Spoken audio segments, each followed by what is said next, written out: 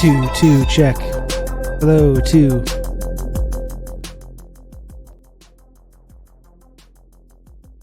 Two.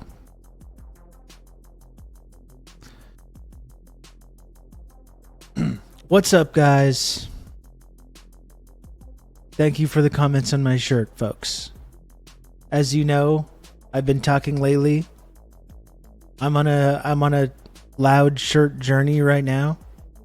I just picked up some more shirts.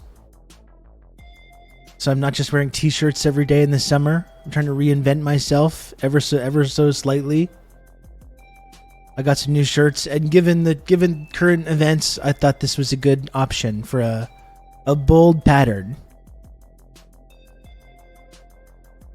I thought this was a good option.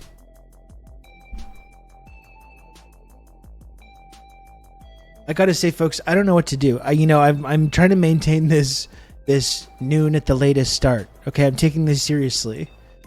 However, I didn't plan out my lunch situation. I have no beverages. This is of all the things we talk about on this stream, I don't want to say it's predominantly a beverage discussion stream, but it's up there.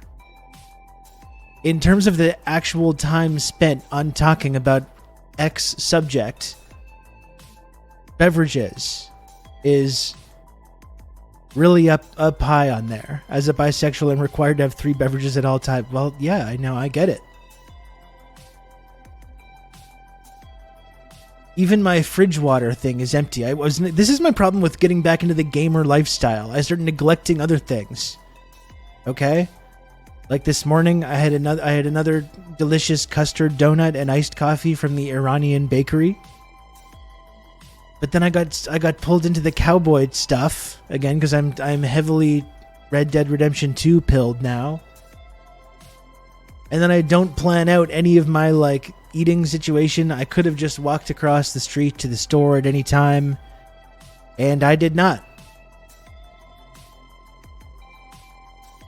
Now I did not, and I have no energy drink, I have no diet soda, I have no fizzy water, I have no cold water, I have nothing.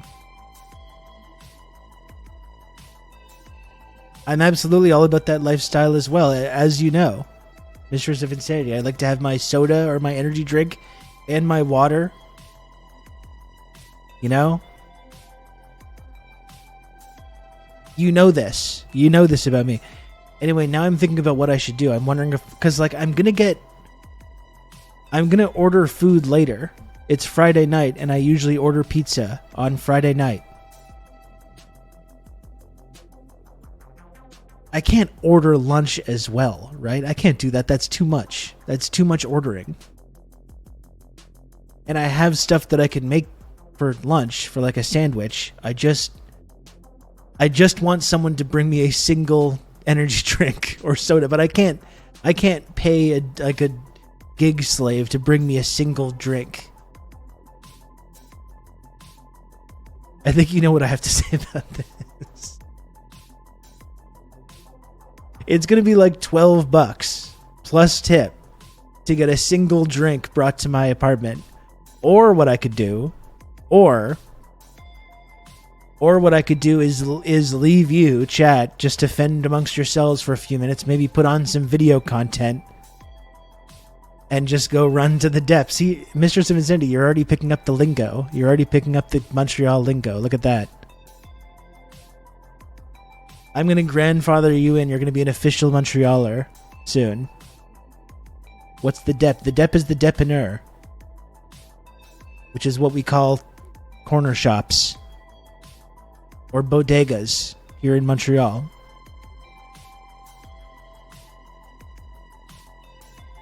How many times did you cook for your kid last week? This is how I rationalize the off weeks. Well, I have a pretty good balance of cooking. I don't know, I make the same shit for him every night. I don't even know if it counts as cooking.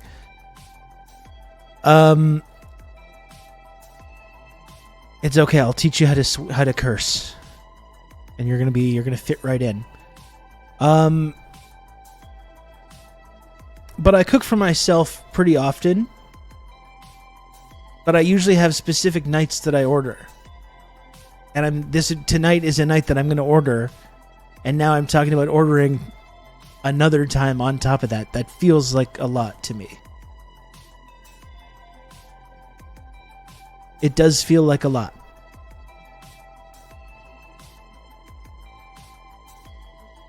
Is the issue that gamers aren't allowed to drink water? I mean, yeah, gamers are allowed to drink water. I like to have a cold glass of water from my little pitcher that I put in the fridge, but even that has been neglected. So it's not that gamers aren't allowed to drink water, but that when you embrace the gaming lifestyle, you start neglecting other things such as your beverage loadout.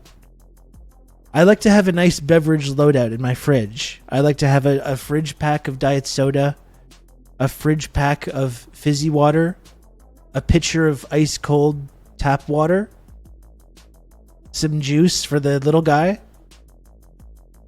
You know, I like to have all these things, and maybe an energy drink or two as like a reserve. Maybe even a nice cold beer.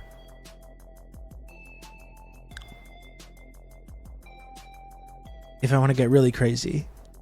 We actually, not in Montreal, we don't get Polar brand seltzer. The last time I was in the States in New Jersey, I did drink Polar brand fizzy water, and it was tremendous. I really liked it. I think there's other places in Canada where maybe you can get Polar, but not anywhere near where I am that I know of.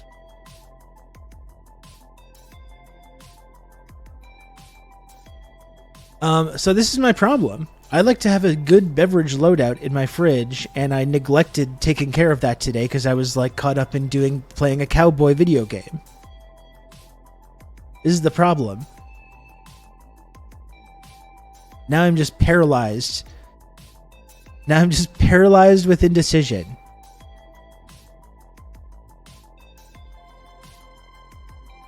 Get some 3% Radlers for the nice hot weather. Maybe I will. Is it going to be hot this weekend? It's a beautiful day today, 23 degrees. Tomorrow not so hot.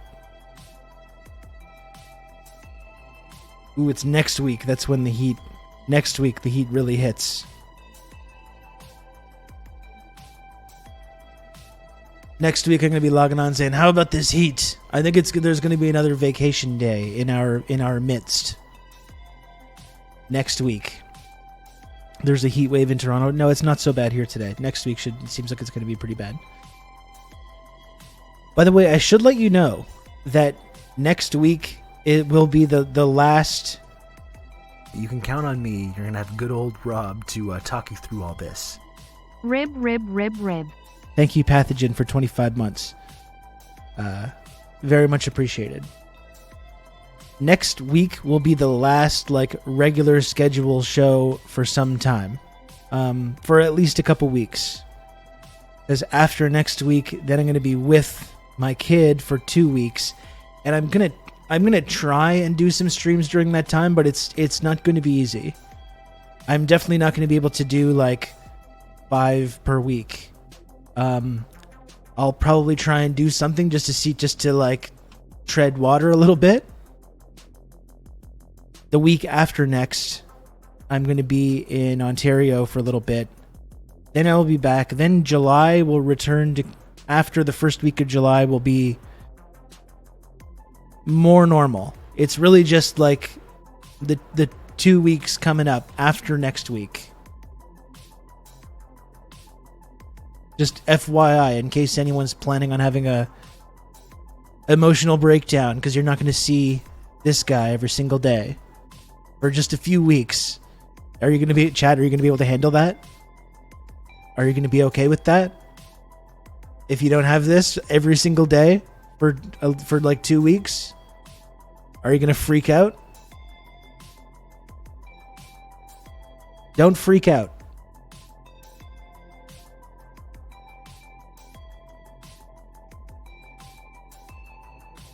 It's important not to shirk your fatherly responsibilities. No, not of course it is. And I'm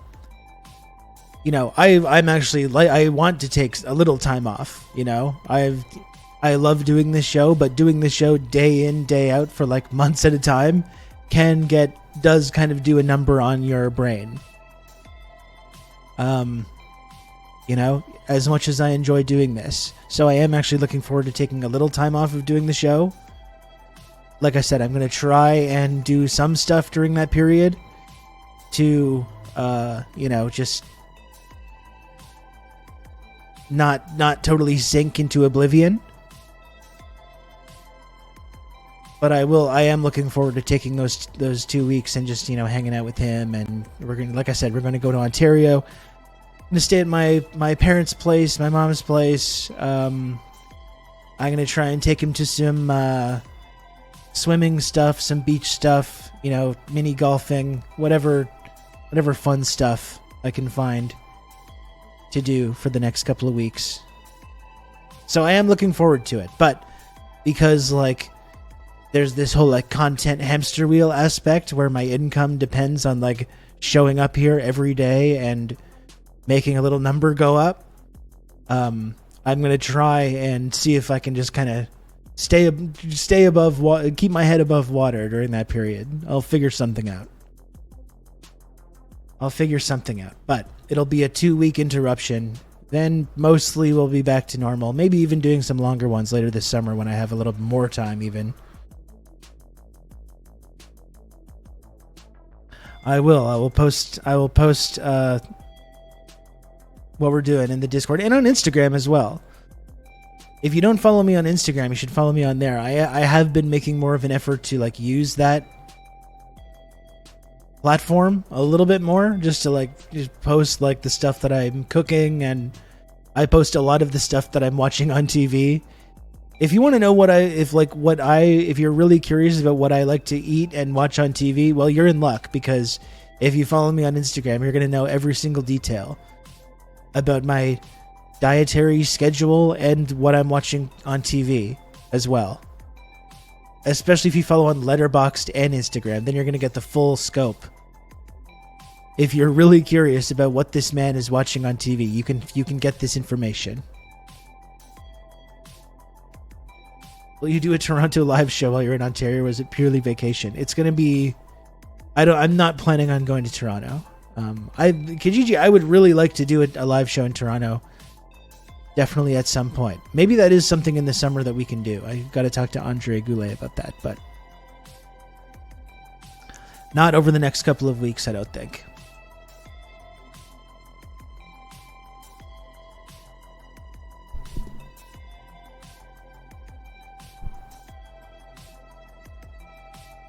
I would really enjoy it, believe me. I've been thinking about doing it for a while, so we'll see.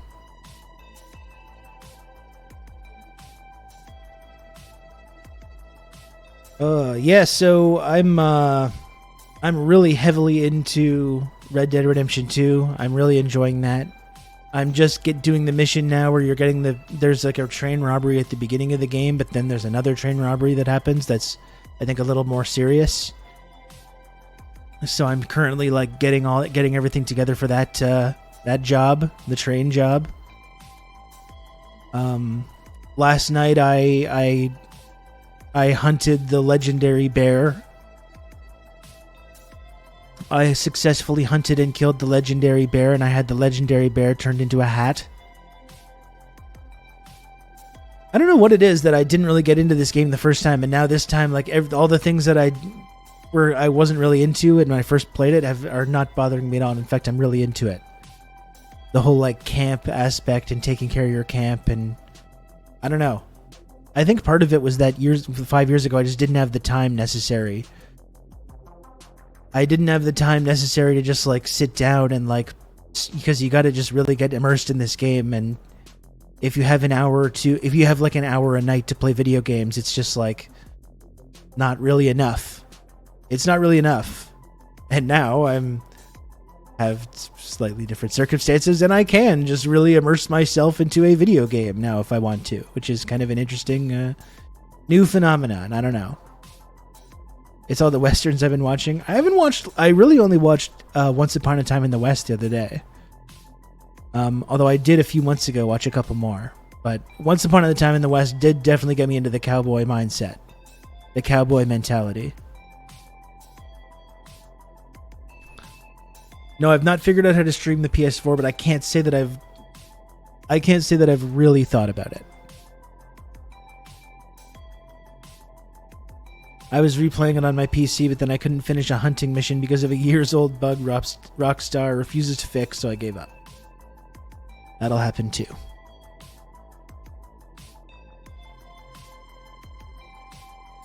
That'll happen too.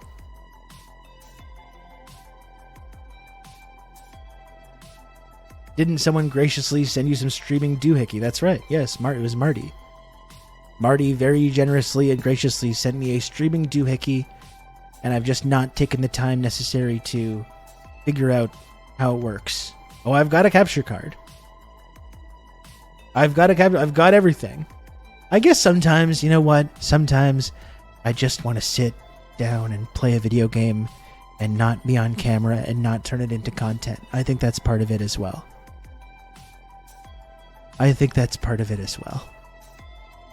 Sometimes I just want to relax and have a few moments to myself. You can count How about on that, me. Chad? You're gonna have good old Rob to talk you through all this. How about that? Flub to rib. Thank you, Praxid, for the 27 months. You don't want your whole life to be consumable? Yes, sometimes. I'm not saying all the time. Sometimes I just want to take the things that I'm interested in and not monetize it and not turn it into content.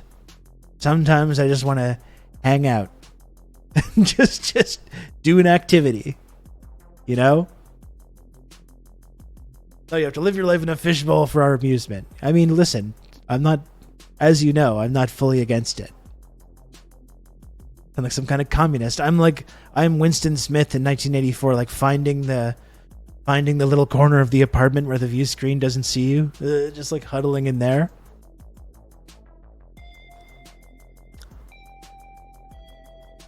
If I was in 1984, though, for real, I would have reported Winston Smith for being counter-revolutionary, and I would have suspected him of engaging in counter-revolutionary activities.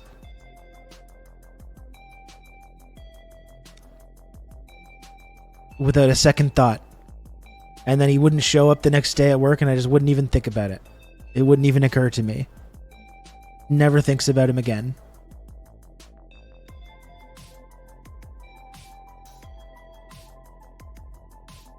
Rob doesn't want to show that he shoots every dog he comes across. No, I'm nice. I'm very nice. I have gotten into a couple little scrapes, but no dog killing though. In fact, I pet the dogs. I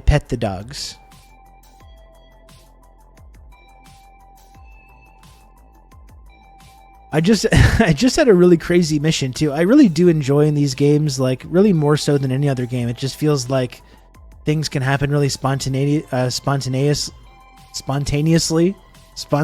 trying to say spontaneously. Things can happen really spontaneously.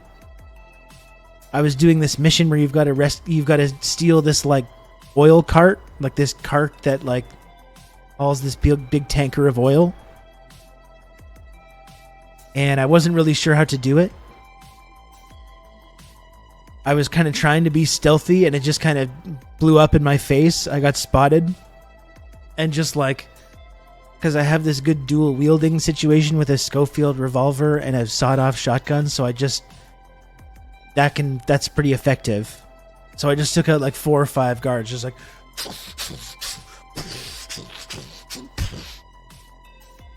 Took out like 4 or 5 guards like that, and the shooting spooked the horses with the cart. So the horses just like took off down the road alone. So then when all these guys are in this complex are coming after me and I'm sure to be killed, I just chase after the horse, hop onto the moving cart.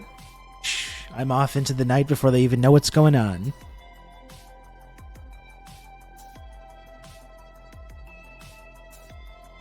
You must have felt really cool. I did actually.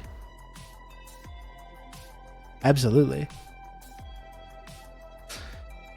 Wouldn't have lasted in the Old West. Not enough diversity of beverages. Everyone's just drinking whiskey all the time. Like even when you're just thirsty. It's like thirsty in a hot day. Give me some whiskey. Yeah, I'll take some whiskey. Like sometimes you don't want that.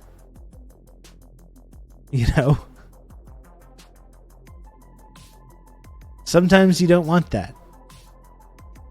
There's a time and a place. You're working hard in the sun, riding your horse in like your coat and everything. Yeah, I'll take some whiskey.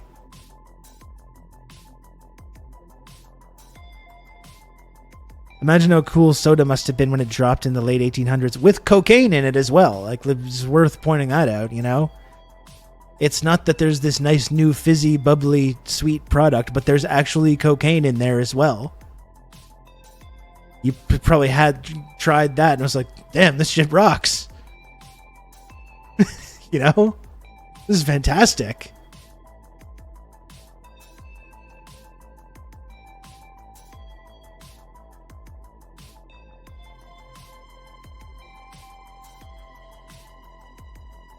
Give me some more of that, please. Okay, we can't just sit around and talk about beverages though, because I'm like getting dry mouth just from thinking about it. What I'm gonna do here, folks, if you'll just bear with me, I'm gonna put on a little video content here. Okay, I'm just gonna take a little walk across the street to the dépanneur. It's just gonna be a few minutes. Okay. It's going to be a few minutes. You won't even notice that I'm gone.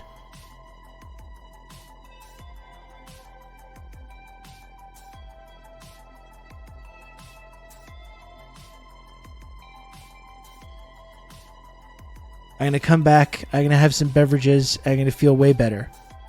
Okay?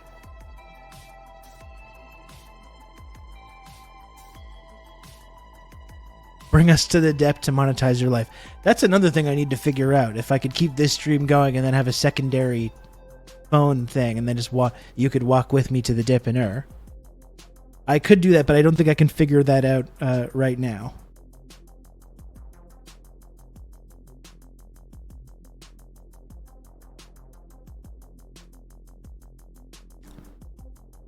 I remember someone told me exactly what to do and then I already forgot.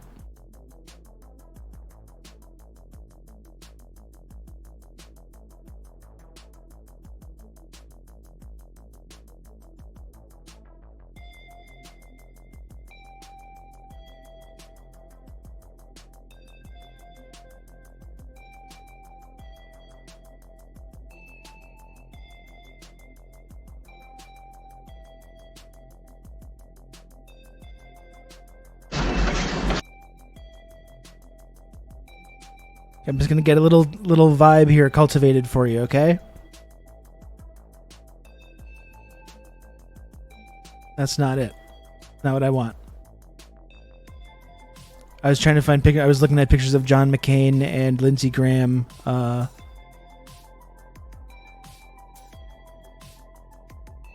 hanging out with these Azov guys in Ukraine. Thank you, Moist Outlets.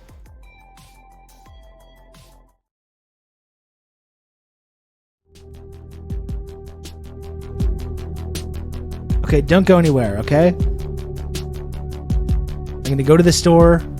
It'll just take a few moments. You can vibe out to this little audio-visual presentation I've put together here for you. And I'll be back before you know it, okay? All right.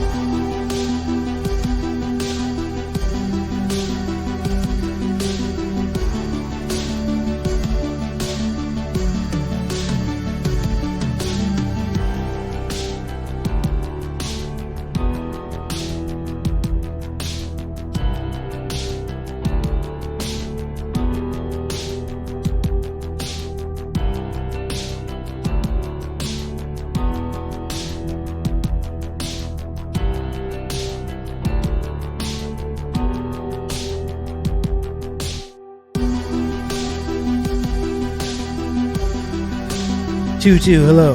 Look at that. Perfect timing. Perfect timing.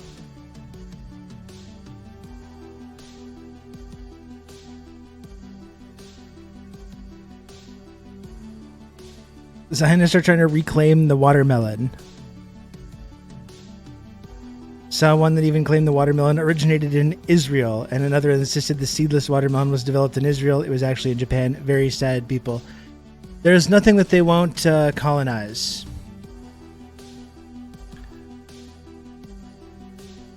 They see things catching on, especially as like symbols of Palestinian resistance. They're like, boo, we want that. No, that's not fair.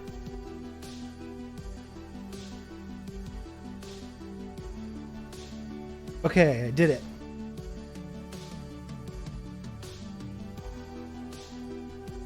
Oh, baby. If Zionists were serious about reclaiming the watermelon, they would put an entire watermelon in their mouth. Like that's how I would agree. That's how I would agree that they should be able to take back that symbol.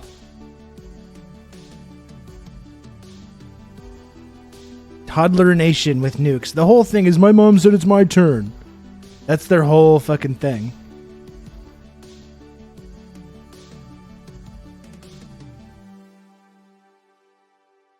Like they're doing a great job of massacring civilians. They're, in terms of like actual like resistance fighters and Hamas fighters, they're losing. They keep getting fucking obliterated. And then they're like, you have to surrender to us. That's what when we have a ceasefire. We're just going to keep killing civilians until you do that. It's literally, it's just like it's the modern siege warfare version of just like, it's time for me to, I'm supposed to win now.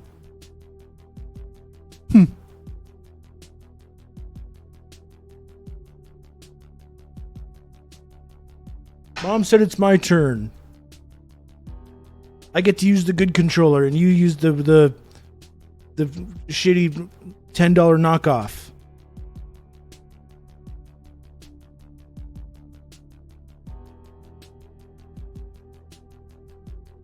Mom said it's my turn with the Holy Land.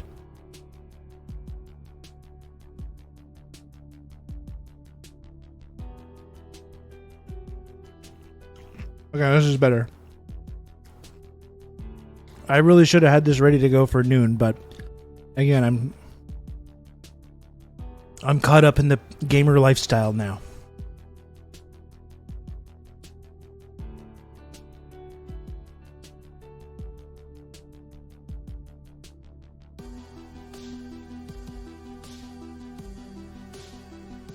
I'm too much of a gamer.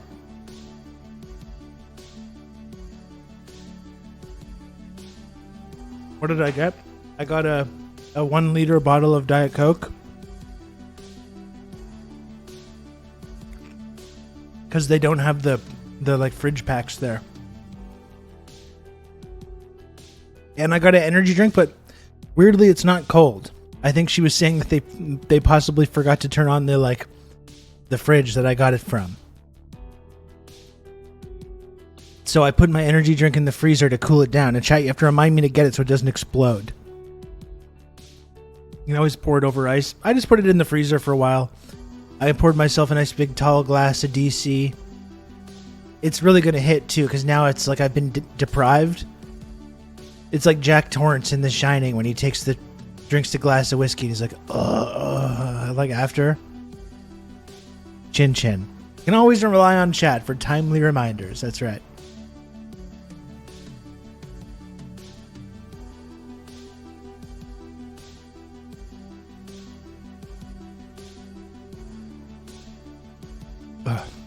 There, how's that?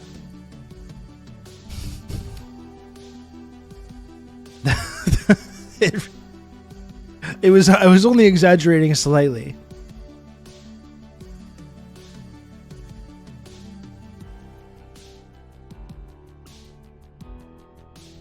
I honestly, this is not a joke. I feel the good brain chemicals like dripping down.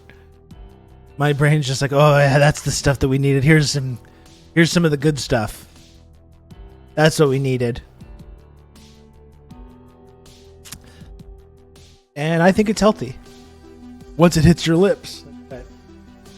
What's the sandwich? The sandwich is just salami, American cheese, onion, pickle, mayo, mustard on a brioche.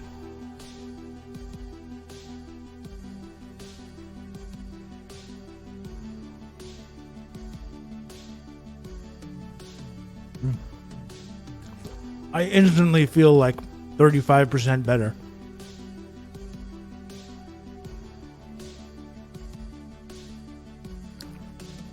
Activates the brain microplastics. People say, Rob, it seems like you have an addiction to this product. Like, that seems bad. Well, no, it's not bad. As long as I just keep having it every day. And have good old Rob to talk you through all this. Nice shirt. I just bought my first Georgia watermelon of the summer. Nice. Thanks, Red Scary, for 41 months.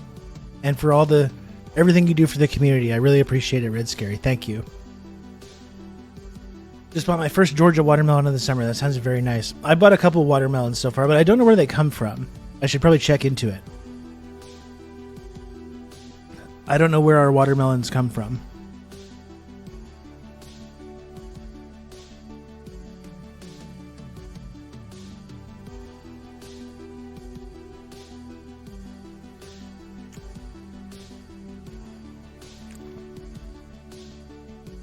Yeah, the addiction can't be bad if you just keep drinking DC. Exactly. See, Duke, you're new to the community, but you get me. You get me.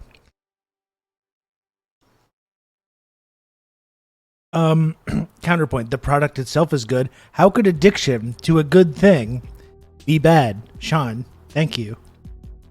People talking a lot of sense in the chat here.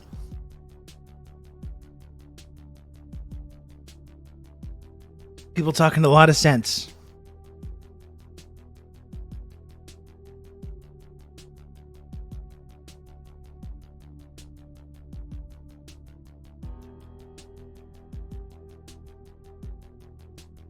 Just want to get rid of the shakes. How do you pick a good one?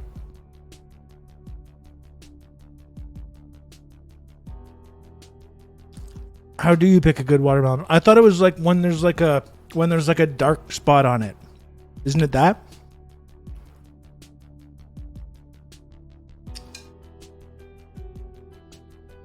I knew I came here for the cold, hard truth. Exactly.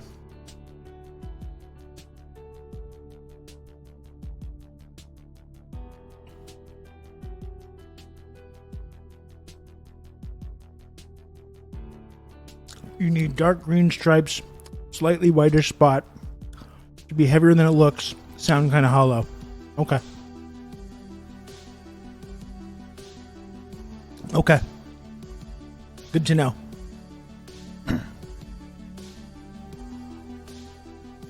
If you smash a watermelon with a baseball bat and it explodes everywhere, then it's usually good. Good.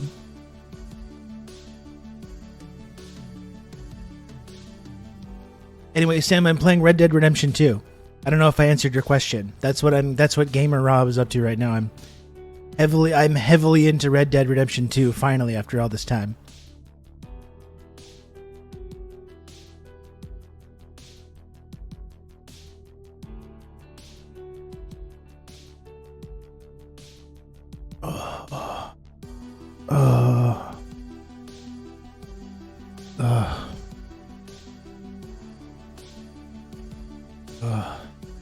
Yet you're not playing it on stream. I'm only slightly exaggerating my reaction to this Diet Coke, by the way. Like, I'm playing it up a little bit, but like not that much.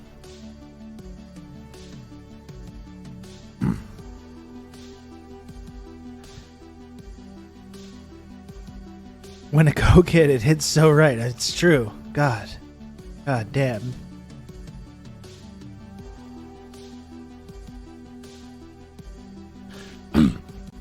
I hear RDR2 is huge, but I haven't played it myself. That's the thing. I tried to get it. I loved the original. I tried to get into it when it first came out. I didn't really have the time to put into it. It didn't quite grab me enough to just see it through, and now I'm fully bought in. I'm fully bought in. Some people are saying it's the #1 soda beverage of all time. I think my concern, Red Scary, because Marty, our friend Marty, went big time viral on Twitter with his tweet about Dr. Pepper. And as I've talked about, I'm a huge Dr. Pepper fan as well. I don't want to downplay that. As you know, folks, I absolutely love DP. Okay? We know this. My concern, though, is that Diet Coke, which I think for a long time was #2. It was the #2 soda behind regular Coke. And now it feels like Diet Coke has slid down to like 4th or 5th. Which is, you got to imagine that this is part of the like anti-aspartame propaganda that's taking effect on people. Which is not something I'm very happy about, frankly.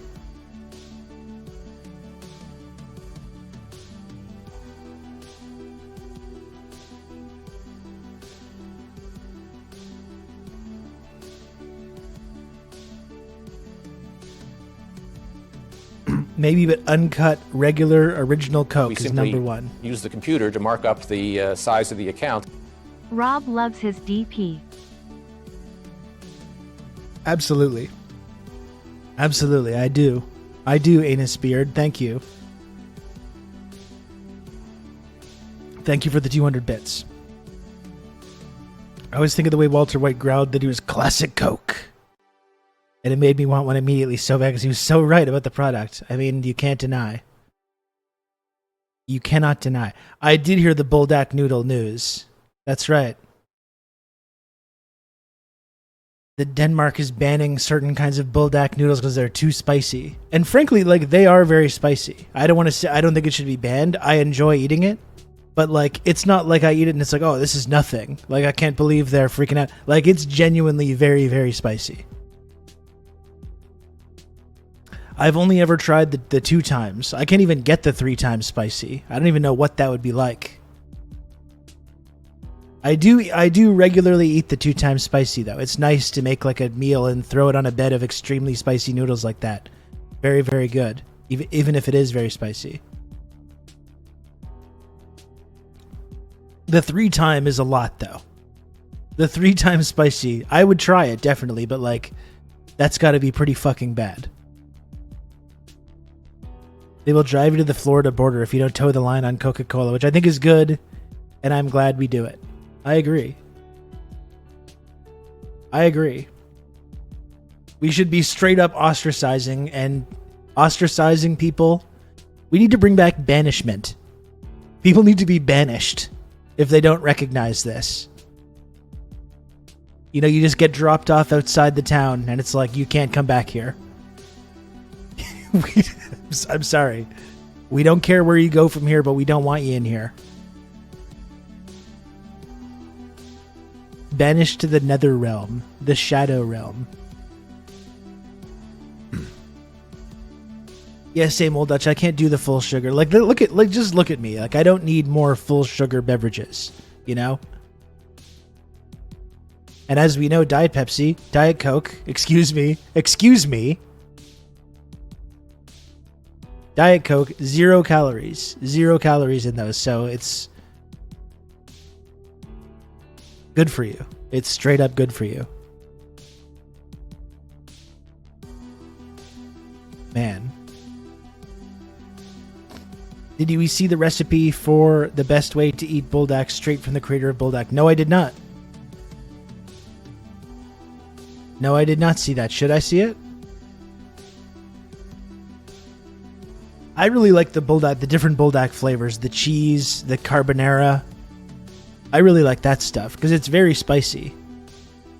It's very spicy, but it's not like unpleasant.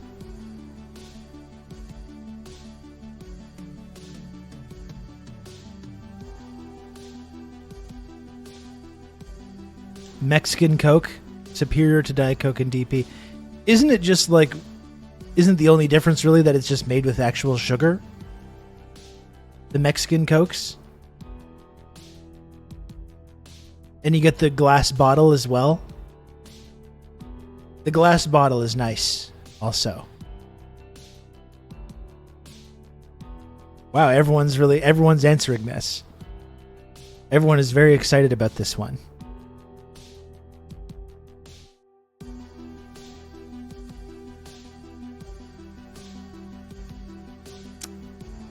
Cane sugar better than corn syrup, but I like the aspartame though. I like the aspartame. I straight up like it. I fully like it. I can't really tell the difference taste-wise, but the glass bottle experience is elite. That's just terrific.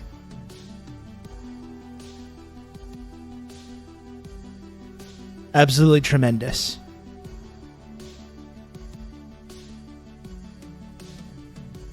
I think you can sometimes get Diet Coke in a glass bottle. Not anywhere near here, certainly.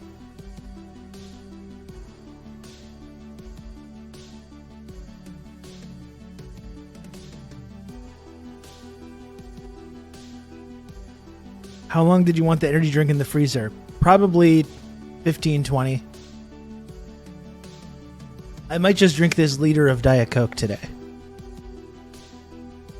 Their entire diet seemed to consist of corn and corn derivative foodstuffs. The people of the corn. They worshipped this human-looking yellow sponge. This yellow sponge man. Or the minions, I think, is even better. They worshipped... You could see they had this corn-shaped idol that they worshipped. It was on their clothing and in their Facebook memes.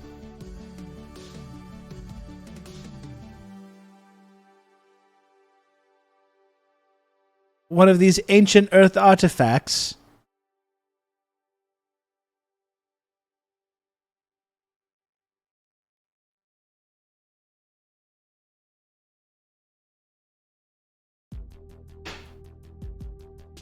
Okay. Okay.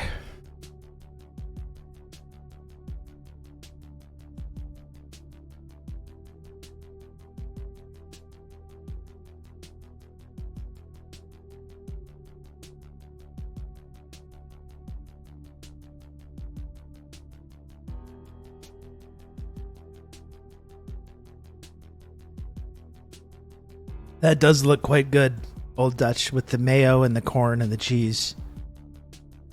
That does look quite delicious.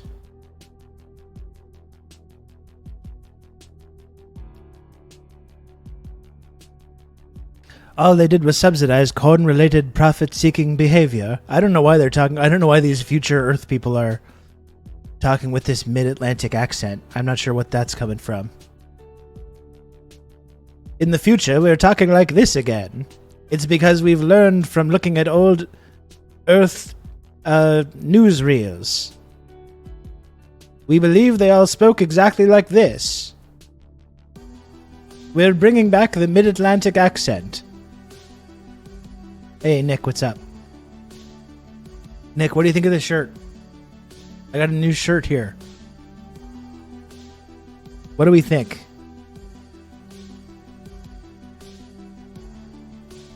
It's hip again. In the future, we talk like this now.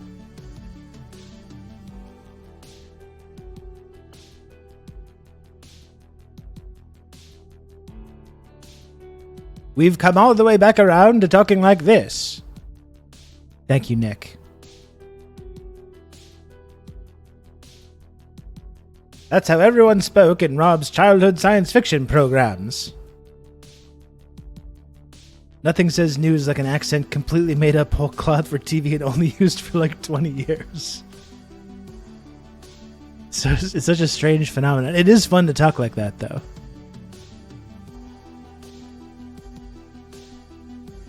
Due to the delay of signals reaching us in space, we just got talkies last year.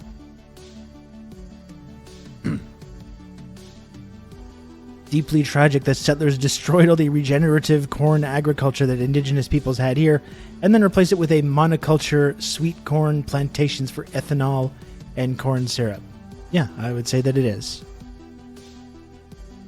I agree.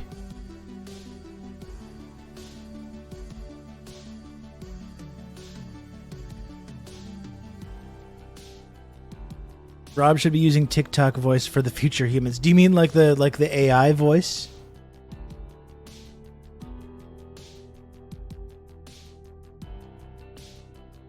This is probably Duke.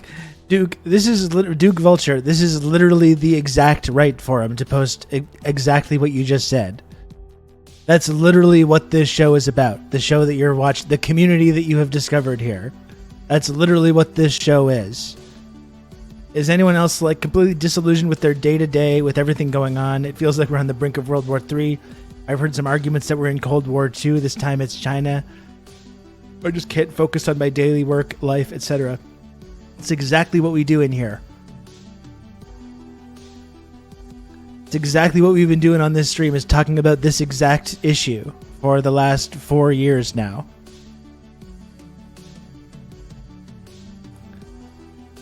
Talking about China, talking about the new Cold War, the new Red Scare, the road to World War III. We've been on this. You've found your people, Duke Vulture. It's 50% soda discussion and 50% just everything that you just mentioned. Some people are talking about World War III, and I'm still hung up on corn. We haven't quite moved on from that yet. I'm getting anxious about your freezer drink. Okay, I'm going to transfer it to the fridge. All right? Thank you. But like, man, I want to do something that might make a fucking difference. Well, I know the feeling as well. That's why I'm doing this Twitch show. I'm helping. One sec.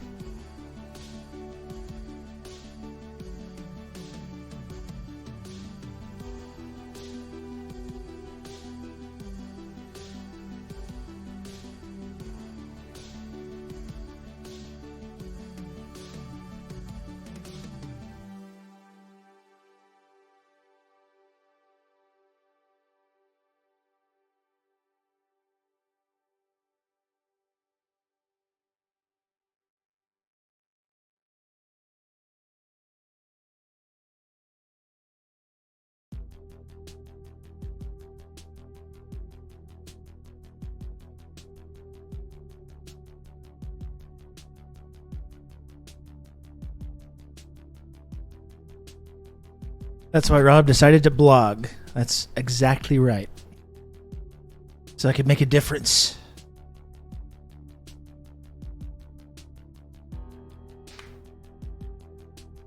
Is anyone else secretly hoping that his Monster Energy exploded? Wow, that's quite a betrayal. And it wasn't a Monster Energy. It's a Rain Total Body Fuel Cherry Limeade. Okay?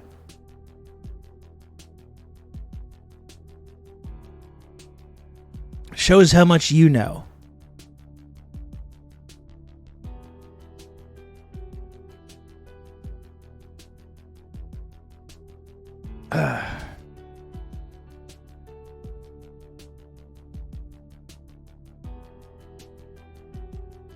Cherry Limeade is another great drink. America's so good at inventing sodas. Absolutely. If America just focused on that rather than like the military, if there was the soda beverage industrial complex and that was the main economic driver of America and not the military industrial complex. Exactly. We could actually be living in like that beautiful future world, that future utopia.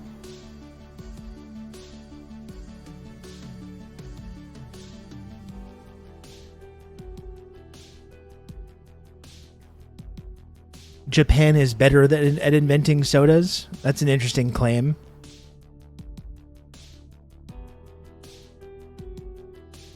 I mean, there is a phenomenon definitely of other cultures around the world taking American culture and putting different spins on it and adding to it. Haven't had enough Japanese sodas to confirm or deny. Me neither. That's not something I feel comfortable weighing in on. You know where I've never actually been, and I got to the next time in America, I've just never really got an opportunity to do it, is go to Sonic. Don't you, at Sonic, can't you like mix all kinds of crazy sodas? I've never been there, and I feel like that's something that I really need to do. I feel like that's like an American rite of passage that I need to be a part of.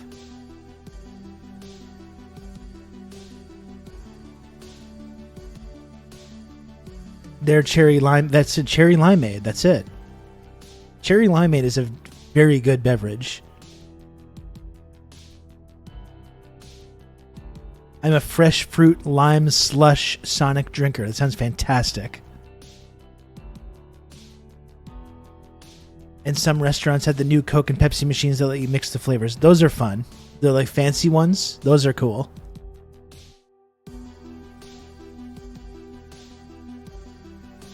They snapped on the cherry limeade. It will strip the enamel off your teeth. Complimentary. I gotta go. The next time I do go in, the next time I'm in America, I gotta go. Coke Zero is perfection. I need nothing else. I think I've talked about my feelings of Coke Zero. Regular Coke Zero, don't like it very much. Cherry Coke Zero, yes. I'm actually quite enjoying the spiced Coke Zero as well. I pick that up sometimes as well. The spiced Coke Zero is kind of nice. It's got kind of a raspberry sort of a vibe.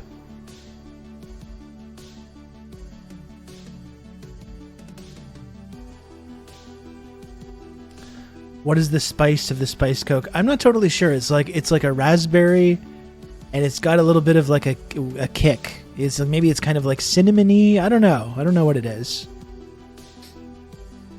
It's nice though. I wouldn't want to make it my regular go-to soda. It's a nice little treat though, definitely.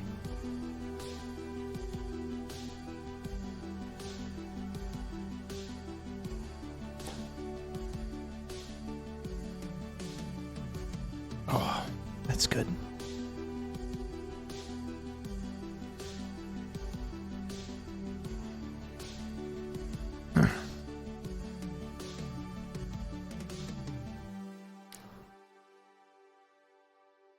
I actually don't know how Diet Coke and Coke Zero are any different. I think Diet Coke is making no real effort to taste like Coke. Diet Coke tastes like its own thing. It tastes like its own unique... It's like its only unique taste that can't be found anywhere else in nature. Whereas Coke Zero is trying to just taste like Coke, classic, but with no calories. If that makes sense. That's exactly why I like Diet Coke, because it's making no effort to taste like regular Coke or anything else. It's just this totally unique thing.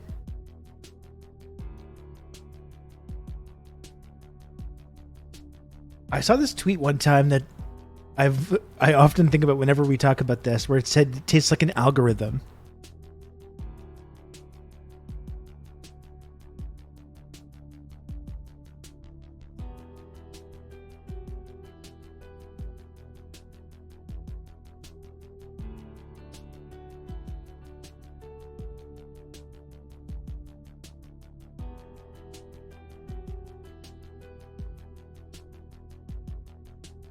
If I can find it.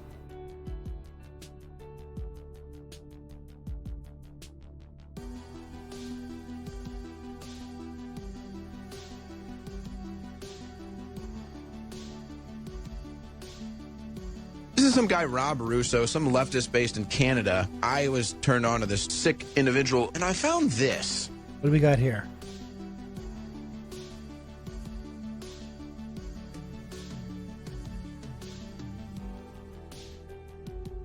Okay, I found the tweet that I was thinking about. This is a great tweet. Dave, thank you for the raid. I appreciate it. How's it going, Dave? Welcome. Let's all be real. Soda creation is spitting in the face of God, like the perfect healthy beverage is right there, water. And we're like, no, I want to add sugar and spices to it.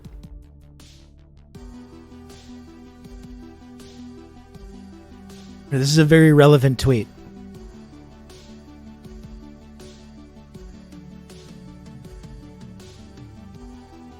I don't know how I found this. I love Diet Coke because it tastes like pure chemicals. In Coca-Cola, the ghost of a cola remains, and drinking it only reminds you of what it's not. But to drink a Diet Coke is just like drinking gasoline designed for human digestion. It's like drinking an algorithm.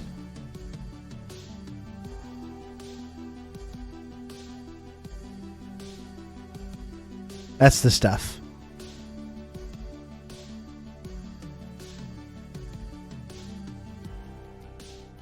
Coke Zeros for the men, Diet Cokes for the ladies. That is literally like how they got this going. That's why they invented Coke Zero. Too many, not enough manly men are drinking our product.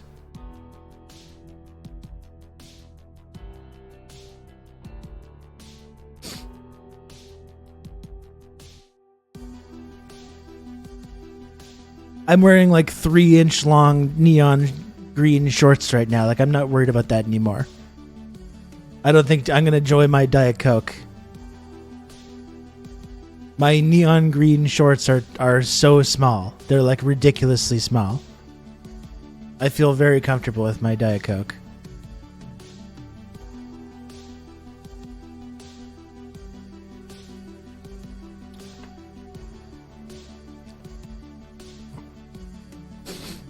Although tap water is good, also support your local water utility. After all, it's the #1 soda ingredient.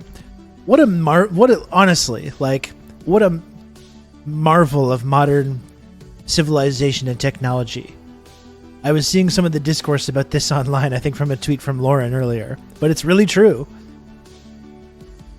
Just go and turn on your tap, and cold, life-giving, refreshing water will come out at any time you want.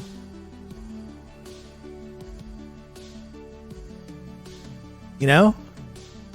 It's like magic. It's so cool that we can have that.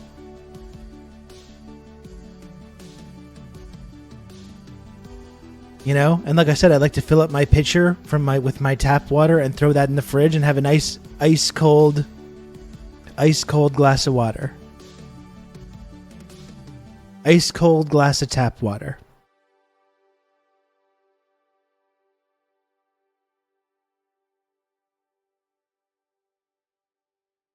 Those people drinking the water at the bottom of the Grand Canyon. No iodine, no filter, just straight bacteria water from the ravine.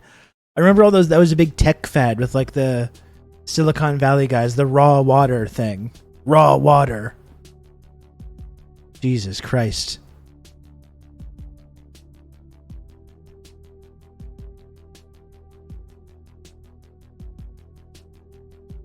As a lady, good to finally know why I like Diet Coke and dislike Coke Zero. Good. I'm glad we can all have this discussion today.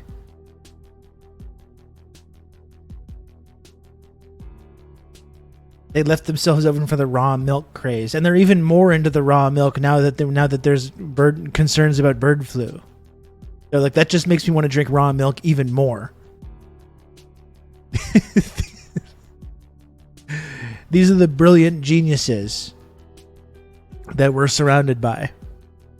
These people vote.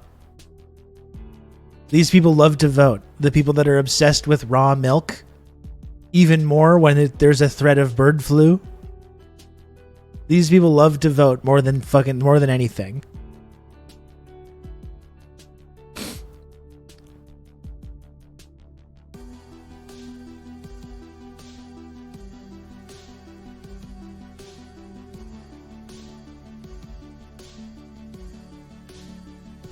That's right. Steve Jobs tried to cure himself with fruit juice. Yeah, it's like you're a good salesman for these computer products, but maybe you should get chemotherapy and stuff. I'm not a doctor, but if you have cancer, I'm generally if you want to try and live, you want to probably do that rather than just like drinking juice and stuff.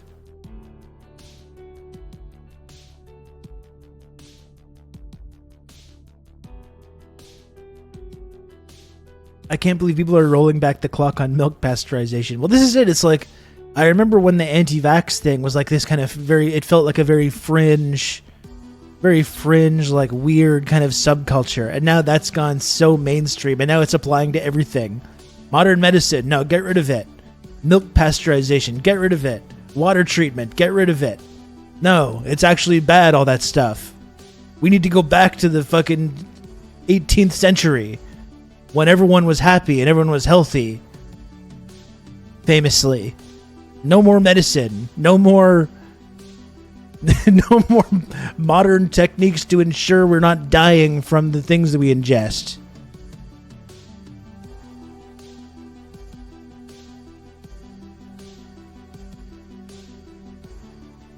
Looks at a graph of life expectancy doubling in the 20th century. I wonder why that happened. Yeah. Wonder what's going on with that.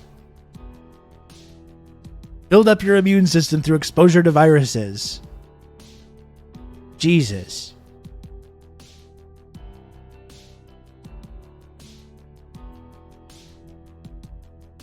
TB. Great. Let's bring all this shit back. We don't have enough problems. We don't have enough shit to deal with. Let's bring back all this shit. Why not? Let's go. Let's learn all these lessons again.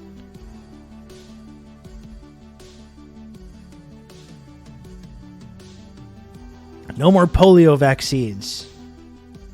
We need to bring back the mumps. Remember the mumps? Give me those mumps.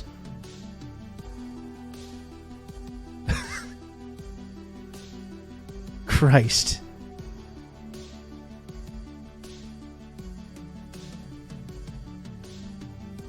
You're not a real man unless you live in the world where you can die from a splinter.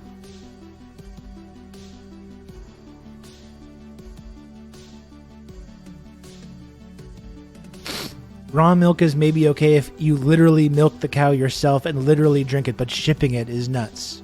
Yeah. Yeah. I don't know. It's just like, it's pretty discouraging seeing this stuff come back. Really, that's one of the things that the pandemic just forever just melted people's brains. Whatever semblance of like a possibility we had of escaping the insanely stupid future seemed to evacuate during that time.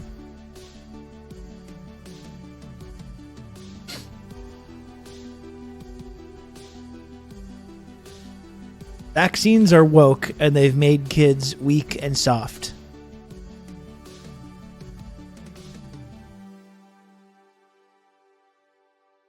This is where we're at now. It's not just the COVID vaccine. It's all of it. It's like you get fixated on this big pharma conspiracy, and the conclusion that you draw, because you're an absolute genius, is like medicine bad.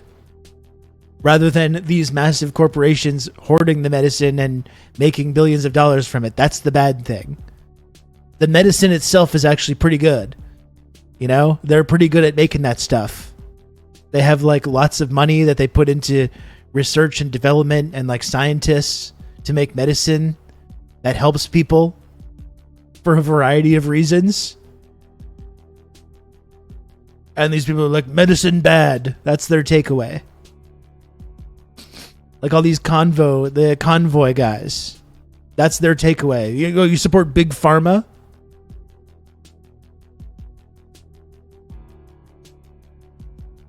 It's like, I don't support big pharma, but if I have a headache, I'm going to take some ibuprofen probably. You know? Like they do the vaccines that have eliminated all these diseases that used to rampantly kill people and ruin people's lives, you know, when all that went away. All this anti-public health stuff is eugenics. I mean, it is, St. Lotus, but it's like they're doing it to themselves. Like, it's like they're doing eugenics on themselves. That's what's weird about it, right? It's not like they're just saying no vaccines for the poor, no vaccines for no vaccines for the poor or the undesirables, you know? They're like they want it all gone for themselves as well. That's what I don't totally understand.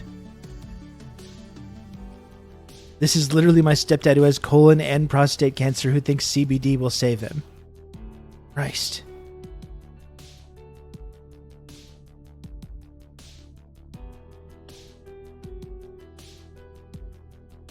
Fucking weird, man. And like I've talked about before, like when you get into the idea of like, you know, any kind of concern about bird flu, go look at any of the comments on any of these like posts that blow up referencing bird flu at all, and it's just filled with people.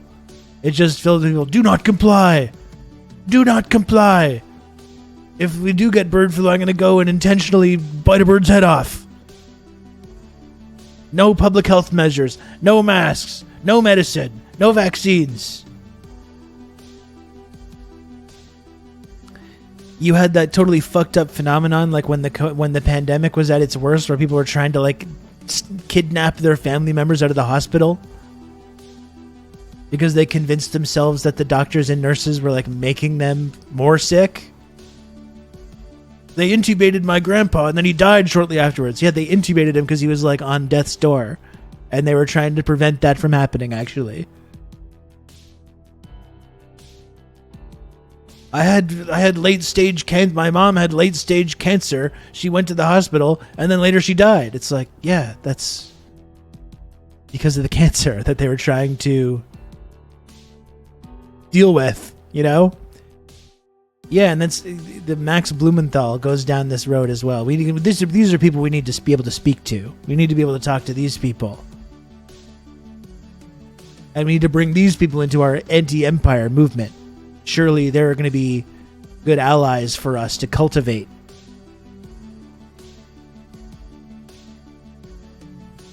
Then they all end up in my work ventilated. Yeah, absolutely.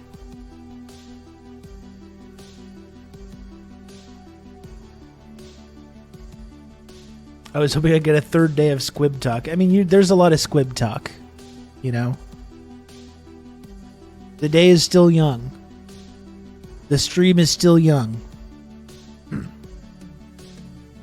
Let's find common ground with anti-science racist uncles. We can convince them to not support Israel.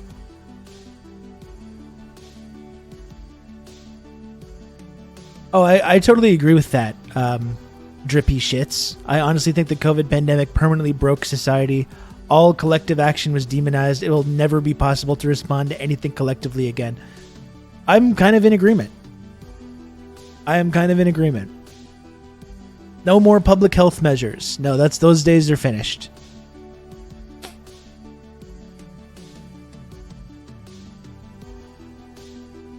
Valued community member Drippy Shits, who's giving good advice on dental health as well.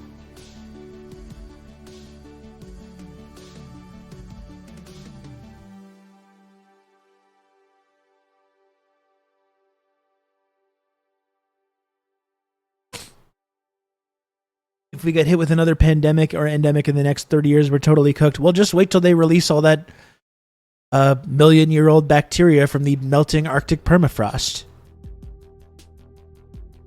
What about that? What about when that collides with climate change and this, like, reactionary anti-public health mentality?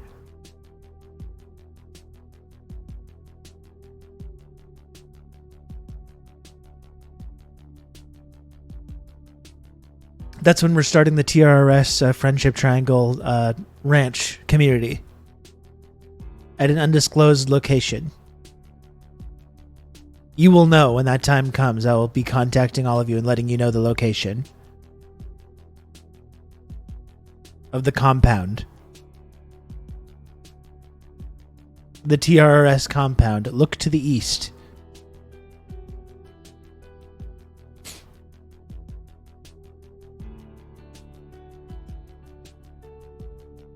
You have to black bag me to get there. Really, I would probably want to go somewhere where it's warmer. Really doing any kind of like apocalyptic survival situation anywhere near where I live currently would be miserable. Between the months of October and June, basically. No thank you. Unless the planet is warmer. I guess maybe then we might have something there. Silver lining there. Rob's bug out bags just filled with Hawaiian shirts.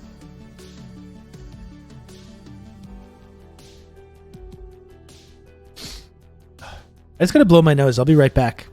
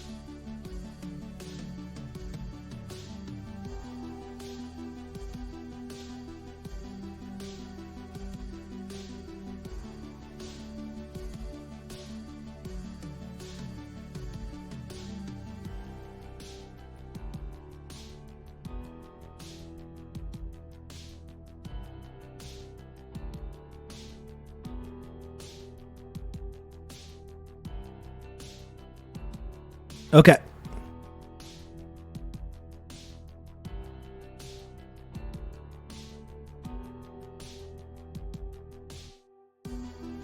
Hawaiian shirts and Diet Coke. That's going to be the major post-apocalyptic currency. I'm just going to have a big, like, underground bunker with supplies, but you go down there, it's all just Diet Coke. Do you bring, like, food or water? Huh? Just surrounded by row after row of Diet Coke. Excuse me? Don't worry, the Diet Coke is like 99.5% water, so... It's the Buldak room over there, that's the Diet Coke room. How are we going to make these noodles without water?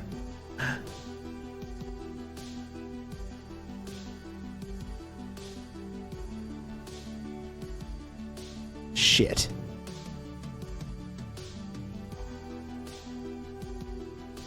You just cook them in Diet Coke, I guess. Can't be that bad. Might be nice. Maybe it'll be nice. You get a little sweetness. You get a little chemically sweetness with the spicy kick. Maybe that'd be nice.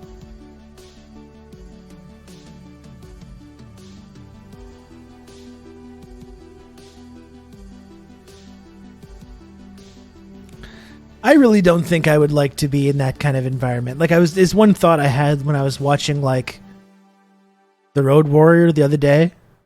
Like I don't love being alive that badly that I would need to like engage in this like post-apocalyptic survivalist shit. You know what I mean? Like maybe that's defeatist or whatever.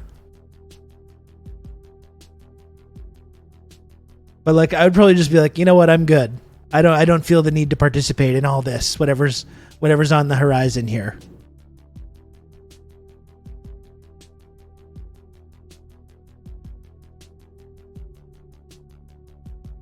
A month or two after the grid goes down, might just not try too hard. It's like, you know what? You guys enjoy yourselves. Good luck with rebuilding civilization.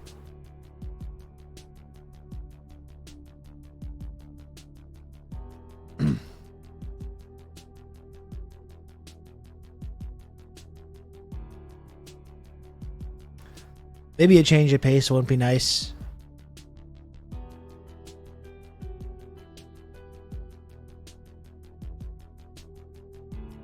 I don't know. Good luck with all that. Although maybe I'll have a change of heart, and I'll be one of the like assless chaps guys in Road Warrior with my big car, you know, driving around in the gasoline wars, just cruising around with assless chaps. Maybe that's kind of freeing in a way, you know? Maybe it'd be kind of nice.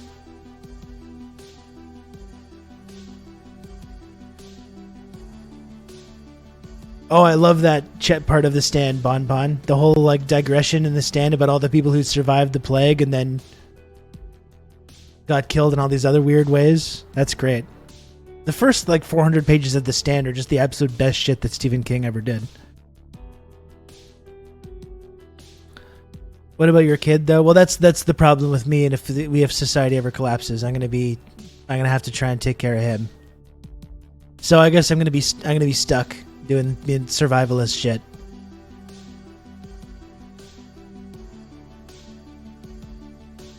That's kind of like The Road a little bit.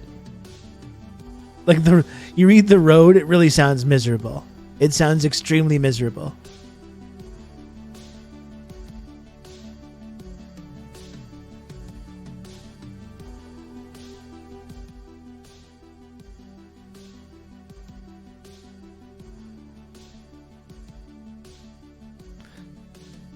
The global EMP event is a matter of when, not if, IMO. I don't know.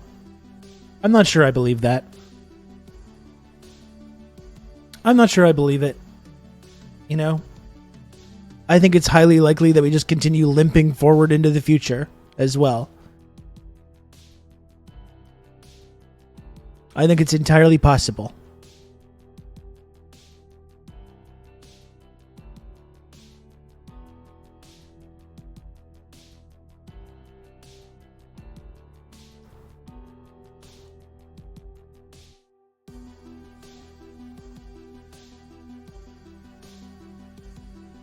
We'll see, though. We will see. Instead of having this Twitch show, I'm just going to go and yell on my balcony. I'm just going to go and be one of those guys. The end is nigh type fellas.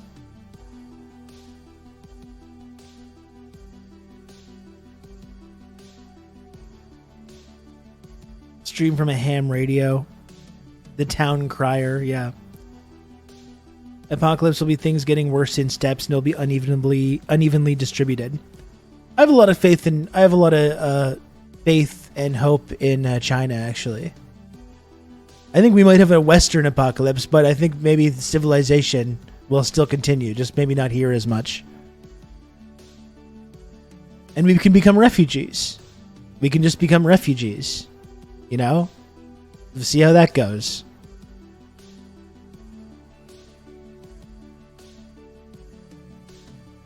My mom and I are working on getting our radio operator licenses. That's so cool. Yeah, the TRRS compound is in China. That's right. Oh, is your mom like a full prepper? Mistress of Insanity? That's interesting.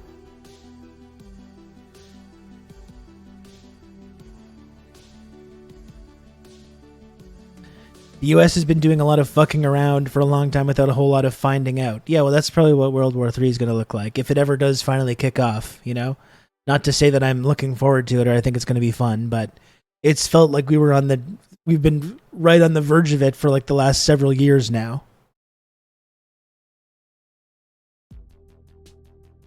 She's got some property in the hills for when shit goes bad. My dad lives out in the country. I don't think he's actually prepping for anything, though.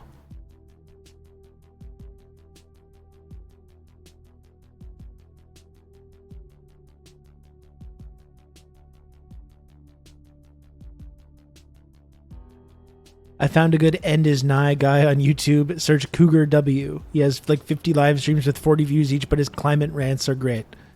That does sound kind of interesting.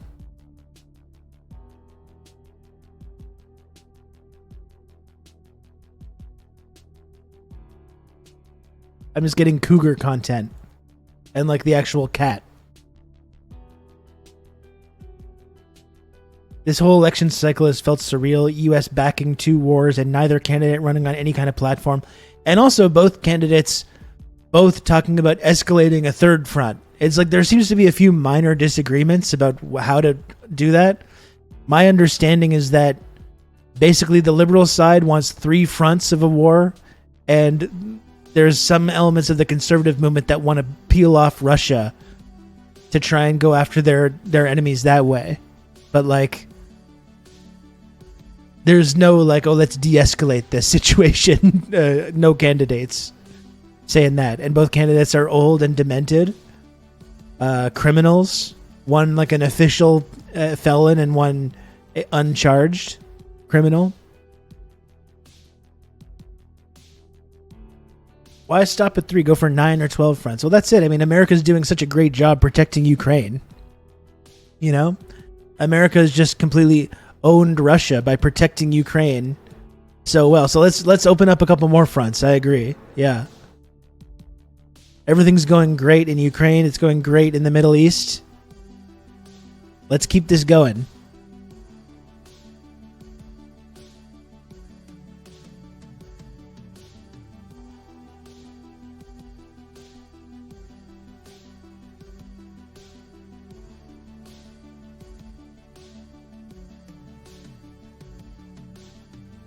Oh yeah, this guy looks very depressing.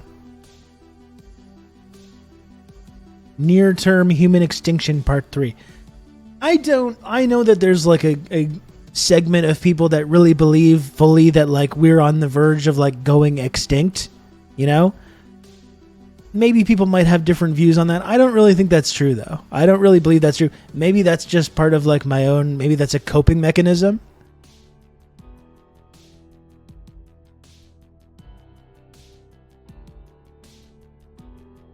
But I don't think we're heading towards this like climate event that's going to make the entire human race extinct like in short amount of time.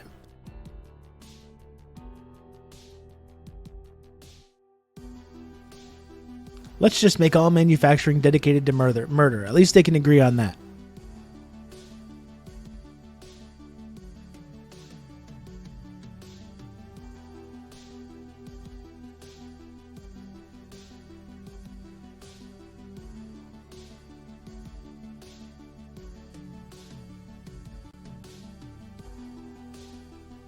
I think the climate events will be secondary to all the fucking around and finding out what we'll be doing, heating up things up faster. Yeah. I think that's a part of it. Like I said, we can become refugees.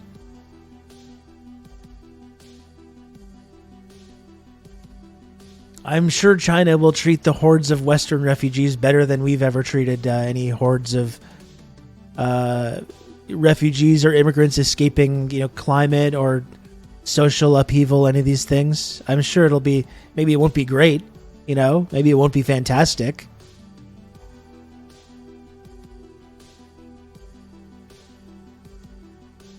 Let me in, I'm an American. I'm not sure they're going to respond very well to that. There's a caravan of Canadians heading to our borders. Just like, get the drones out there.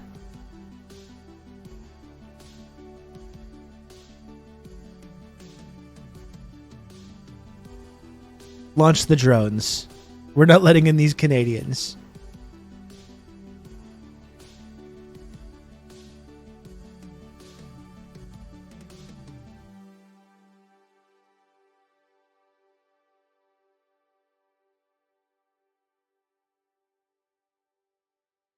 The refugee part in book 2 of the 3-body problem. I haven't gotten that. Well, I've only watched the TV series, so I haven't really seen anything like that.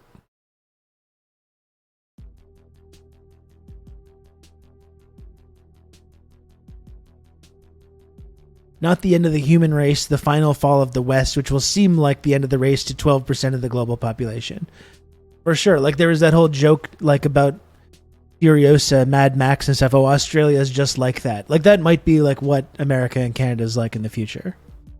It's, like, falling apart here, but, like, the rest of the world is just like, ooh. Sorry to hear about that. I'm so sorry this is happening to you.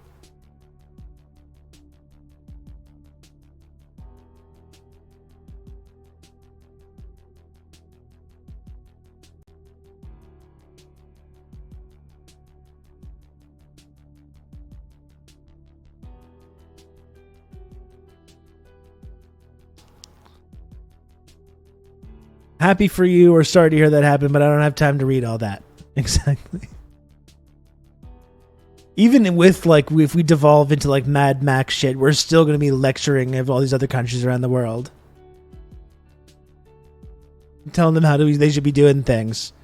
They're going to be like, yeah, okay.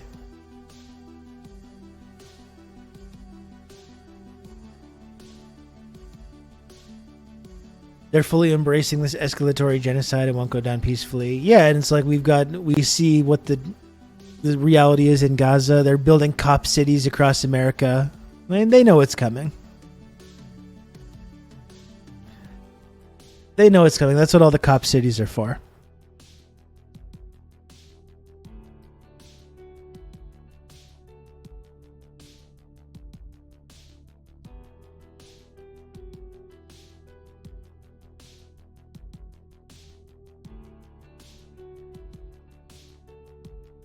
It's going to be insane when the white people try to take over China because it'll be all that's left. Well, that's what I mean. If I had become a refugee there, put me to work doing.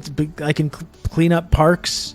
I can pick up trash. I can plant trees in the desert or whatever. Like, whatever you want. I don't want to impose.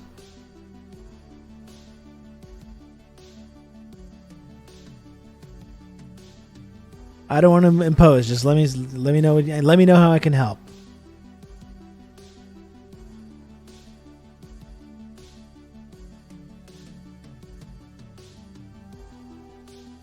The grab seems interesting.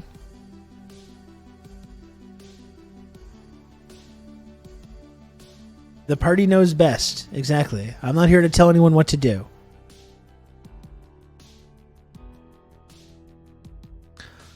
I wonder if I should put on some kind of content here. We can maybe focus on some more news type stuff. Not that this conversation isn't very filling me with hope and optimism. I feel really great pontificating about some of this stuff. The upcoming decline and collapse of our society.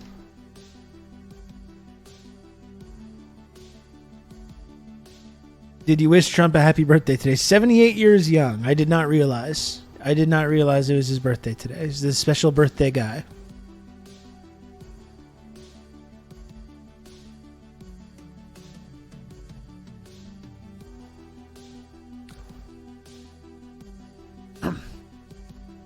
I did see he did an interview with Logan Paul. Yeah, I've got to put together some clips to put on the Insurgents YouTube page about that.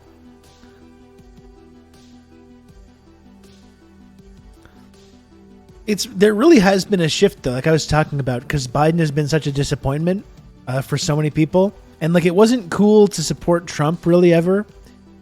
And I remember like Logan Paul specifically, like when all those George Floyd protests were going on, was like, it's not enough to be against racism. You must be anti-racist. And he was like trying to take this line.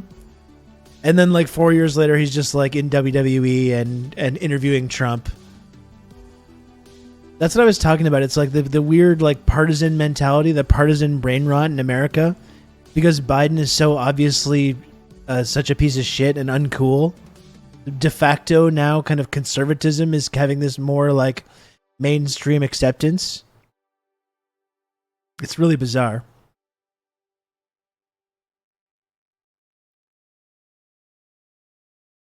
You have Logan Paul doing TikToks with Donald Trump.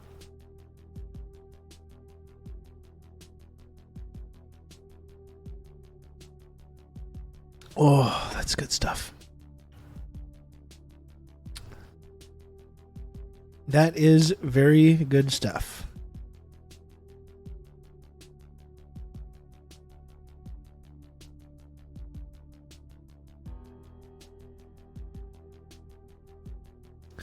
What do you think of Prime? I actually quite enjoy it. I think it's a pretty good product, to be honest. And I take no pleasure in reporting that. I think it's a pretty decent product, both the hydration kind and the energy kind. I do enjoy it. Wow. All right.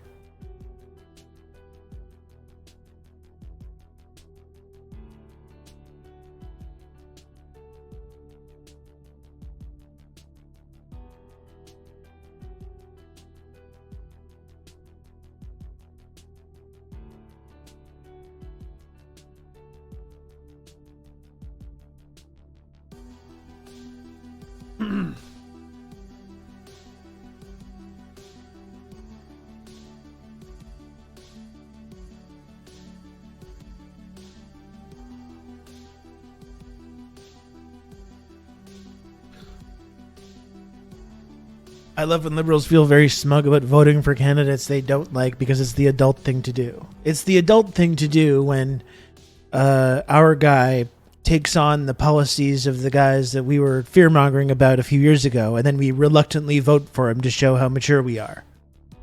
This is how we win. We reluctantly vote for a guy who has absorbed and taken on all our opponents' policy positions, and then we lecture everyone else about how fucking enlightened we are.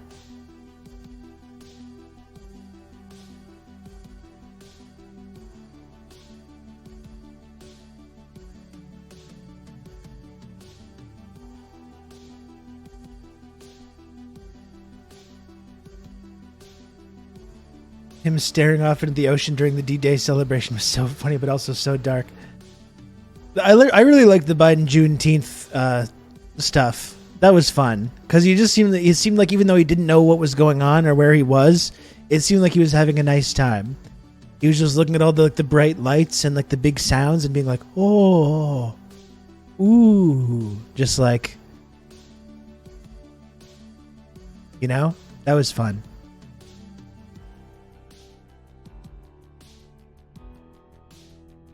We're only an election cycle or two from Dems driving Mitt Romney. Yeah, they love that guy. There's a lot of Democrats, like if AOC ever successfully builds power to the extent that he seems to be trying to, and eventually actually gets to run for president, there's going to be a lot of Democrats that are going to rather support Mitt Romney or fucking Michael Bloomberg centrist third party challenge, because she's going to be so radical and extreme and scary for them.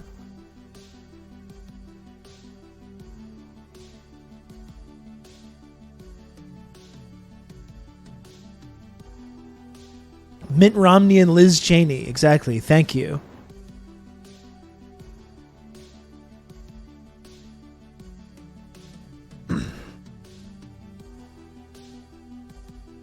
I don't even get mad about her anymore. I think she just actually doesn't understand the world she's in. I try not to like think about it or talk about it too much, honestly. I think I got a little bit triggered over the last couple of days by this whole like anti-Semitism conference, and how like 8 months into this like mass murder, just the nonstop criminality and grotesque scenes of violence that Joe Brandon has fully supported. And then 8 months into that, she's like, let's have our like therapy speak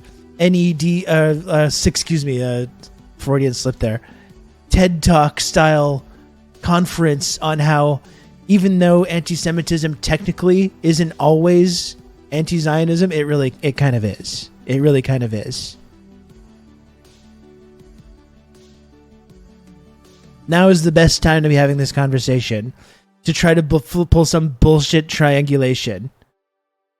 Some bullshit triangulation where we talk about Netanyahu and Israel and we criticize Israel while telling people to support Joe Biden, and also lecturing people about making sure Zionists are still included in like our organizing spaces, making sure that these Zionists feel safe and comfortable in these organizing spaces. This is the genius political triangulation. This is the thing. It's like I try not to talk about it as well, but this pissed me off a lot.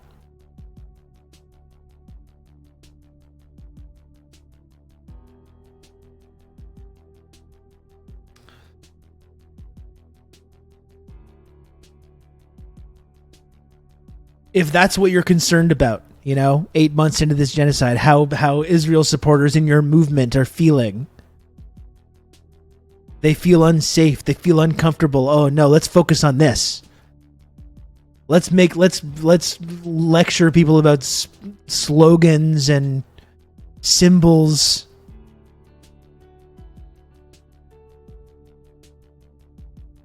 Ensuring that we include more Zionists in our movement. It's not even a smart political move. Everyone is pissed at her. That's what I mean. She's not this slick CIA plant operative. She's just a noble dumbass. Yeah. I don't totally buy into all like the conspiracy stuff about her, but just like, yeah, I just think it's like I'm trying to be like a major political figure. I have to try to do these like insane, stupid triangulations to do so that no one likes. And she even kind of tried a power play with the whole Bernie backing Bernie against the Democratic Party establishment. And if the rumors are true, one of the big things that caused her to like back away from the Bernie campaign right over the last couple of weeks was Bernie going on Joe Rogan. That was a bridge too far. It was a bridge too far for Bernie to appear on one of the most popular podcasts in America and try and sell dumbass Neanderthals like Joe Rogan on his mild social democracy. That was just too far for AOC. No. This is too much. This is just too much. I can't support this.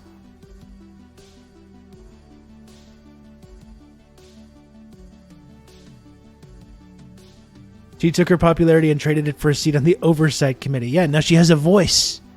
She has a voice now in the establishment. She's building power. I can't do this again. It's been like 4 days of talking about this.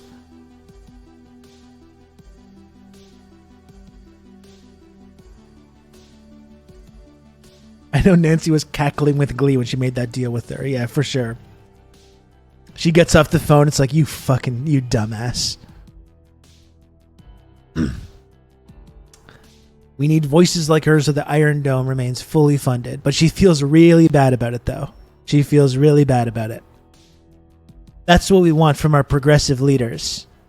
Of course, you're going to go in and still vote for all the bad stuff, but you're going to feel really shitty about it afterwards. I only catch the stream once a month. I got to get my licks in. Well, that's okay. I'm happy to have you, Red Scary. I'm happy you could come by today.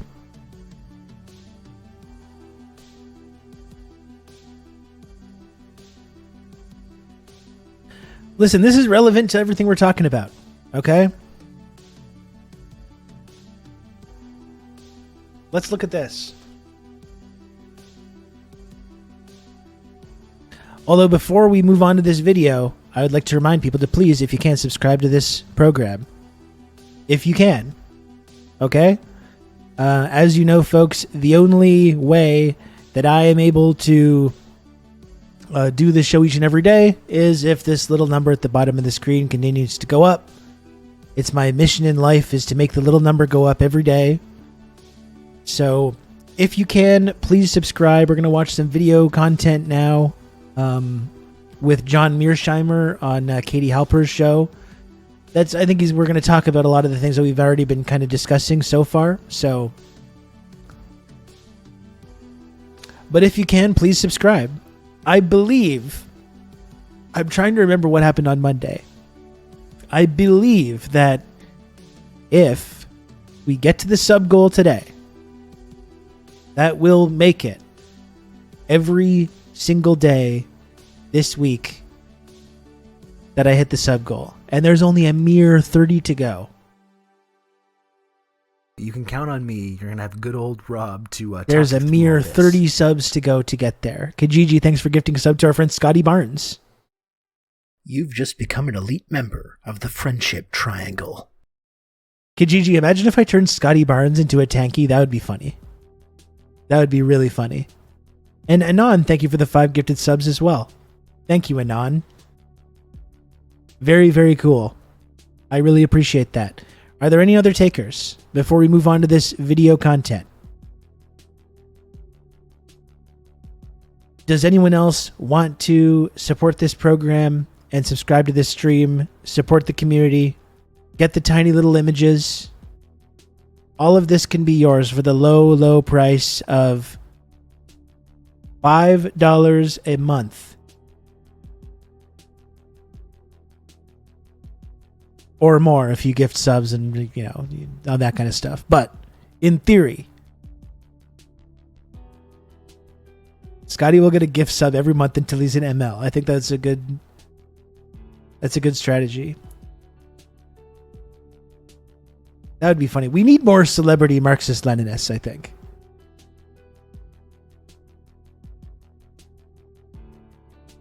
I would love to see some more celeb Marxist-Leninists. The closest we have is like John Cusack, and he doesn't quite get there. Mark Ruffalo doesn't quite get there. Danny Glover and Susan Sarandon, yeah, for sure.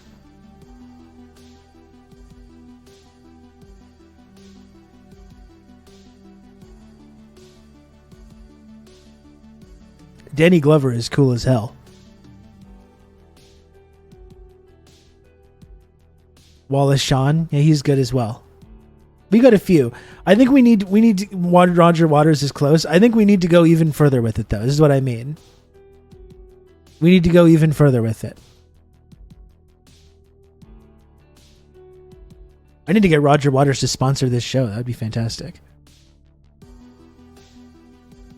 We need a Jane Fonda. We need a major A-list celeb to go to Gaza right now and put on the green Hamas headband. Imagine Zendaya, Red Scary, Hamas Zendaya with the headband. Come on. Come on now. I love it already.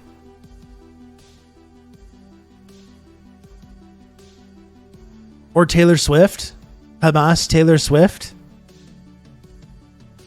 We need a superstar athlete to endorse the PFLP. That would be cool.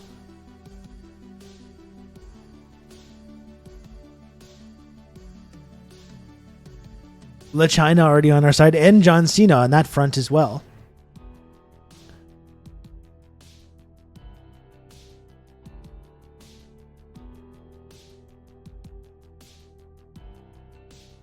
If anyone in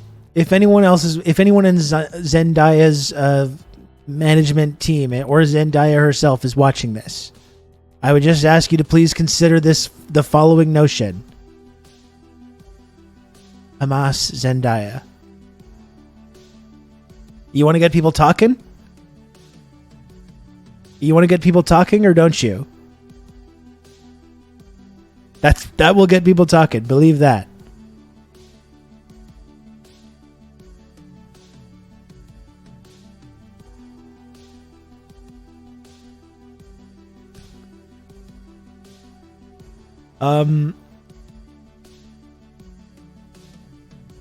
Time to generate some buzz. Exactly. One final call to action, folks. 11 subs out of 35. I'm going to move on to this video content. If possible, if you can, please subscribe to the show. Help me make the little number go up. And maybe, just maybe, we can get to the sub goal each and every day this week. One final call to action. Hamas Zendaya.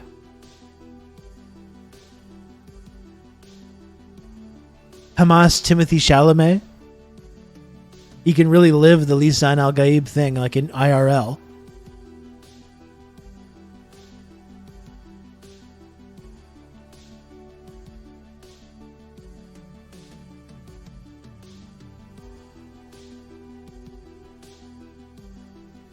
Hamas Zendaya. Just think about it.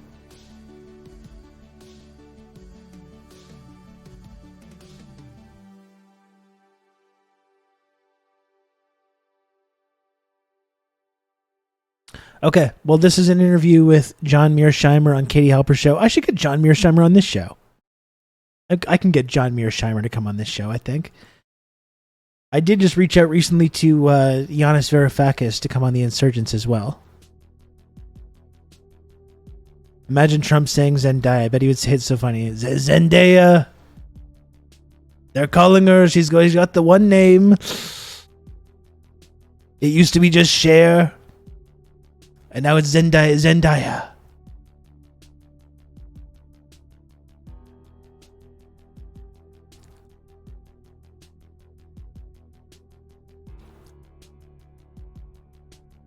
Okay, so this is John Mearsheimer on the Katie Halper show. Thank you, Alexandra. I'm working on it. I'm working on getting better. I'm trying to make sure my Trump is better. Going to be lots of opportunities over the next 4 years when this man is the president of the United States again. Are we ready for this? Are we ready for another 4 years of Donald Trump as president? Are we really ready for this?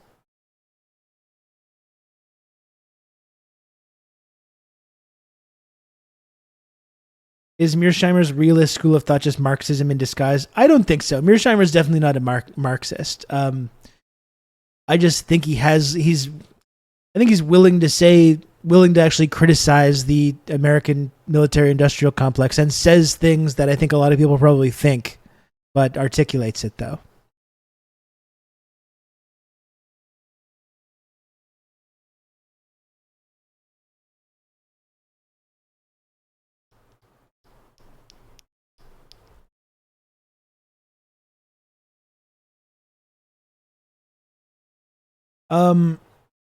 Let's look at this.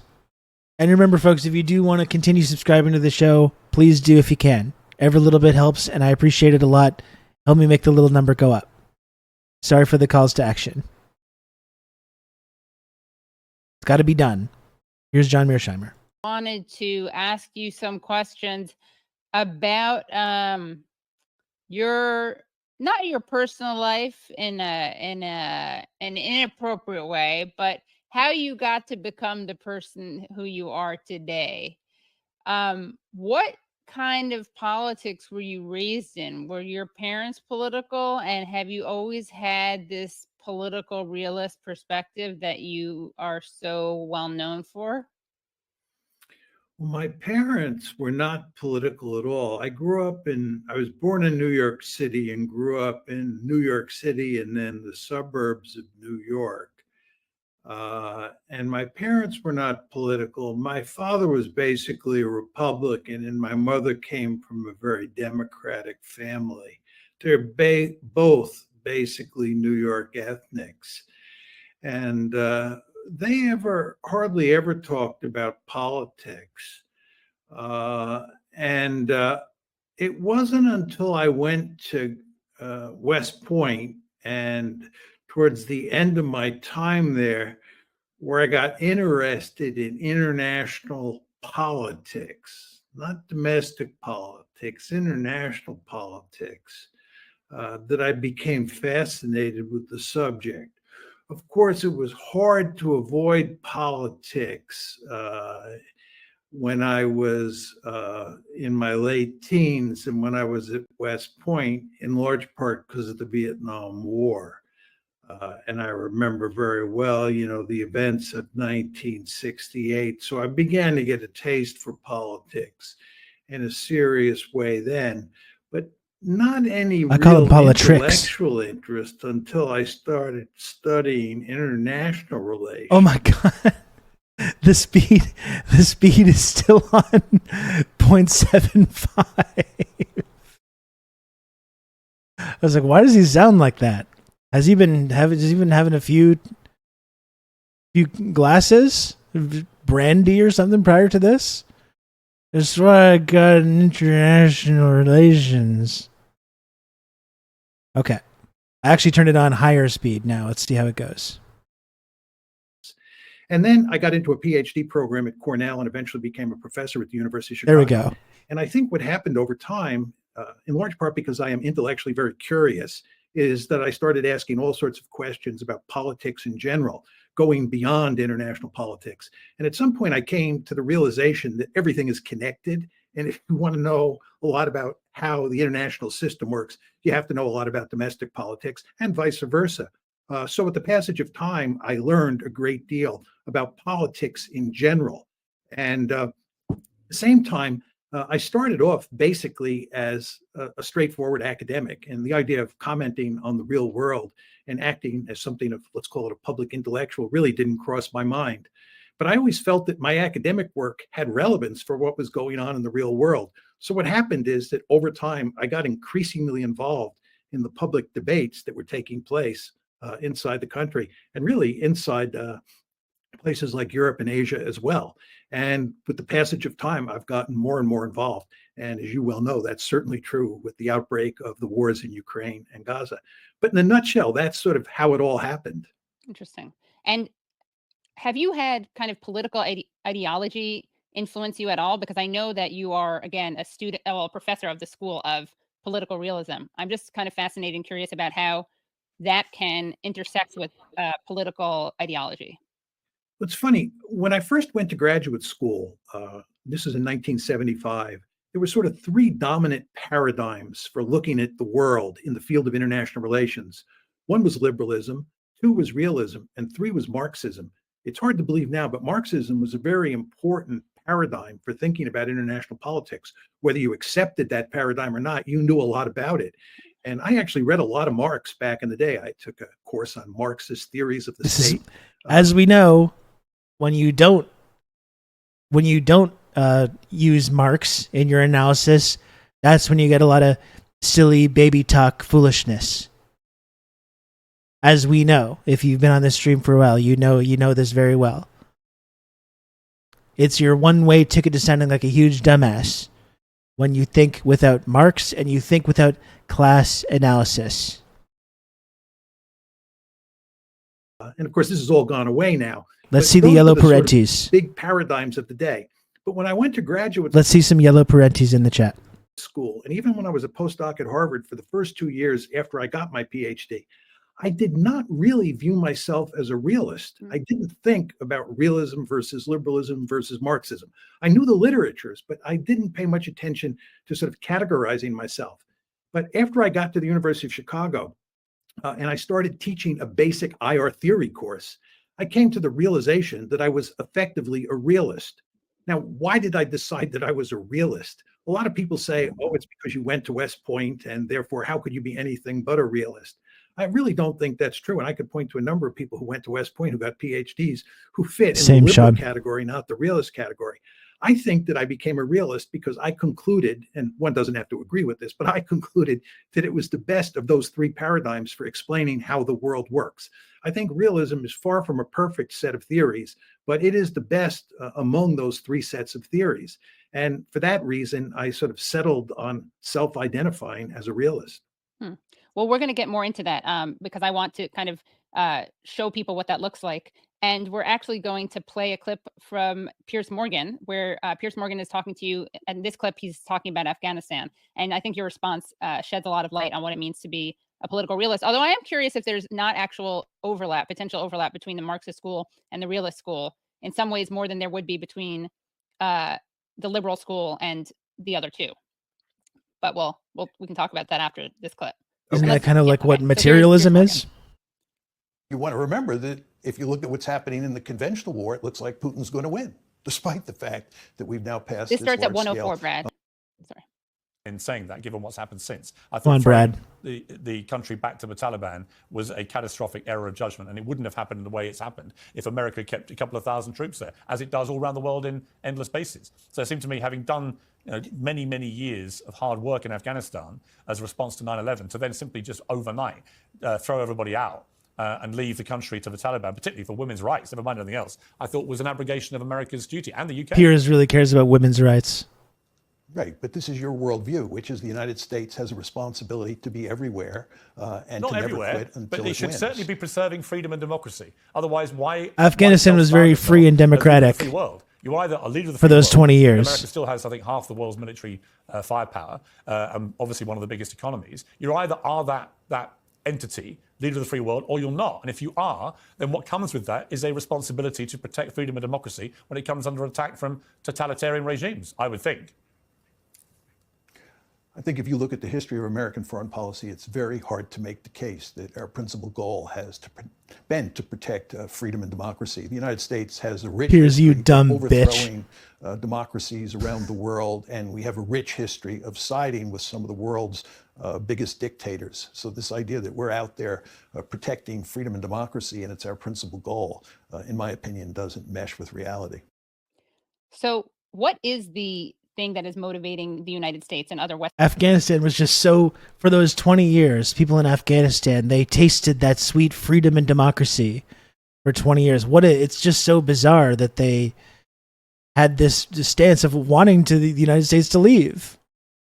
They had this beautiful freedom and democracy for those 20 years. And now they've been thrown to the wolves. Like, who believes that? Are you a child? Like, what is wrong with you? You still believe that? Like, it's literally the most childlike notion. America, that's what America's doing. Protecting freedom and democracy. Gosh, like, you really have to have a child's brain to still believe that. Western powers. I mean, for people who aren't familiar with your work and with political realism. Well, I think there's no question that during the unipolar moment, and this runs from roughly 1991 when the Soviet Union collapses until about 2017 when we morph into a multipolar world. But during the unipolar moment where the United States was incredibly powerful, we pursued a liberal policy. This is the policy that Piers was describing. Piers has the mentality that most people have in the West about what the United States should do in the world. He thinks that we have a responsibility and we have a right to run around the world and interfere in the domestic politics of every country on the planet. He believes that we should reshape the politics of countries that we don't think meet the criteria that we've established for a successful liberal democracy. My view has long been, and this is the view of almost all realists, is that this is a prescription for disaster, that the United States should not be interfering in the politics of other countries unless it's absolutely necessary. And in fact, when you do that, it's going to backfire. Witness what happened to the Soviets when they were in Afghanistan, witness what happened to us when we were in Afghanistan, witness what happened to us in Vietnam, and then later in Iraq. You want to stay out of these places. A realist like me says that what really matters are the other great powers in the system. I hear good things about the socialist Afghan government that the U.S. destroyed via the Mujahideen. It's not like it ever had power over the whole country. I mean, it's something we've talked about. I talked to Ali Olami a couple years ago now, who gave us kind of a fantastic history lesson about that whole period, because it is really interesting. It was the PDPA in Afghanistan, and they were very violent. Like, it was a very violent time. There was actually very reactionary forces in Afghanistan that did not want this kind of like socialist government leading Afghanistan. But like, what you can say, you can talk about their violence or things that happened, but like the PDPA supported women's rights, like all the things that like America claims to like want to support in Afghanistan now: women's rights, literacy, education, development. Like, that's what their whole thing was, and that's why they invited the Soviets to help them win the Civil War so they could take over the whole country. And then, of course, America backs these reactionary religious fundamentalists to defeat the Soviets. And then that's where Afghanistan is left after. And then 20 years later, America's in Afghanistan trying to promote women's rights. Like, it's fucking insane. But so that's the thing. You don't need to whitewash violence that happened, because there was violence. There's a lot. The Soviet invasion of Afghanistan was very violent. It was very brutal. There's no getting around that. But those were the values that were that they were attempting to uphold in Afghanistan at that time. And as much as we like to talk about this, like it was just this like Soviet imperialist invasion, that's not what it was. They were responding to requests from and government that did have actual democratic legitimacy to defend their kind of revolutionary gains. And it did backfire, but it also backfired because of U.S. involvement and U.S. interference.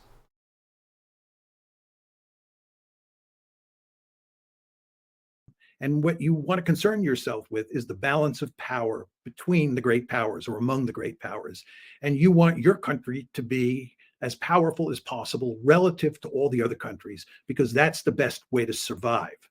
So what you have, if you look at the historical record, is a situation where virtually all the realists opposed the Vietnam War, except for Henry Kissinger, who's not really much of or was not much of a realist. And almost all the realists, except for Henry Kissinger, opposed the Iraq War in 2003 as well. Steve Walt and I, two card-carrying realists, led the charge against the Iraq War in 2003. So again, this whole idea that we have a right and a responsibility to interfere in the politics of other countries around the world is just not a smart way to do business.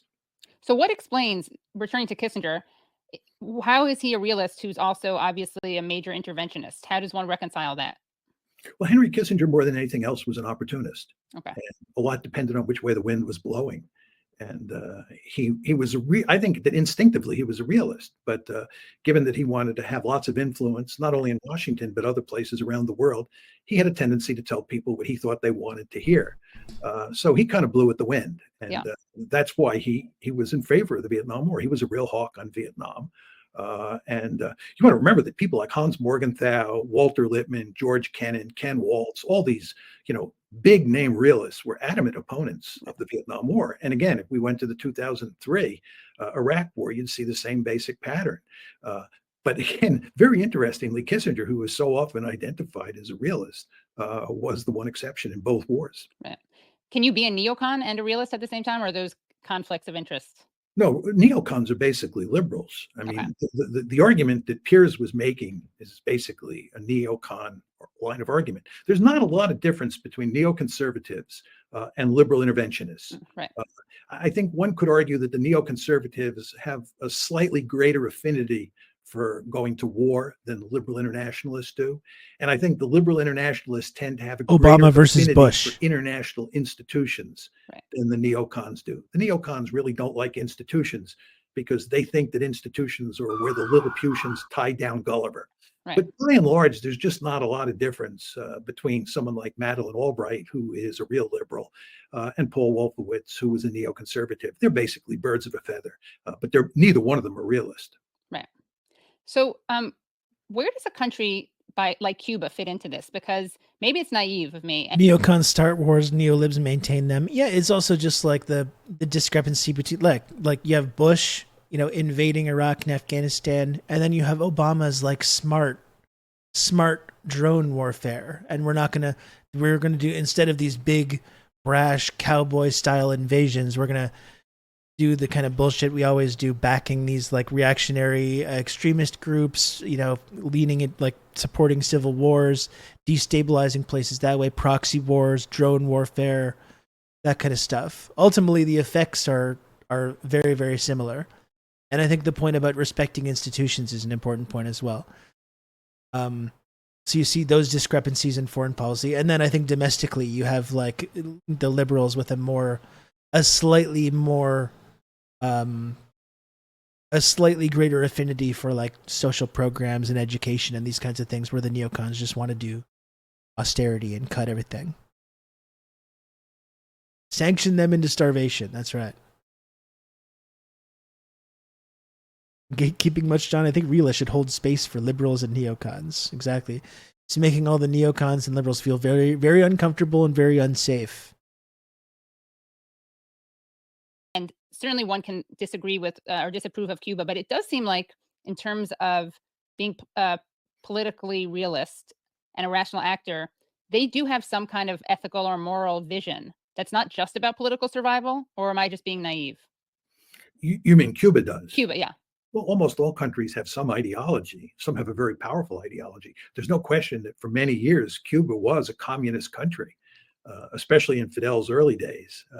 The Soviet Union at one point was a heavily communist-oriented country. Nazi Germany was a fascist country. The United States is a liberal democracy. With regard to Cuba, let me say a few words. First of all, Cuba matters a lot to the United States from a realist point of view, because it's physically located in the Western Hemisphere, and it's America's backyard. And the United States is going to care more about the Western Hemisphere than any other region of the world, simply because it's our backyard. And Cuba is right next door to us. And that means we're going to pay a lot of attention to Cuba. But our attitude towards Cuba during the Cold War, when the real trouble started, was not simply based on geopolitics. It was also based on the fact that Cuba was a communist country. And as you well know, during the Cold War, and this was true even before and after the Cold War, any country in Latin America that has leftist leanings is likely to end up in America's gun sights, and we're likely to try to topple that regime. It doesn't even have to be a communist regime. All it has to do is be left-leaning, and we'll do terrible things. Dominican Republic or Guatemala.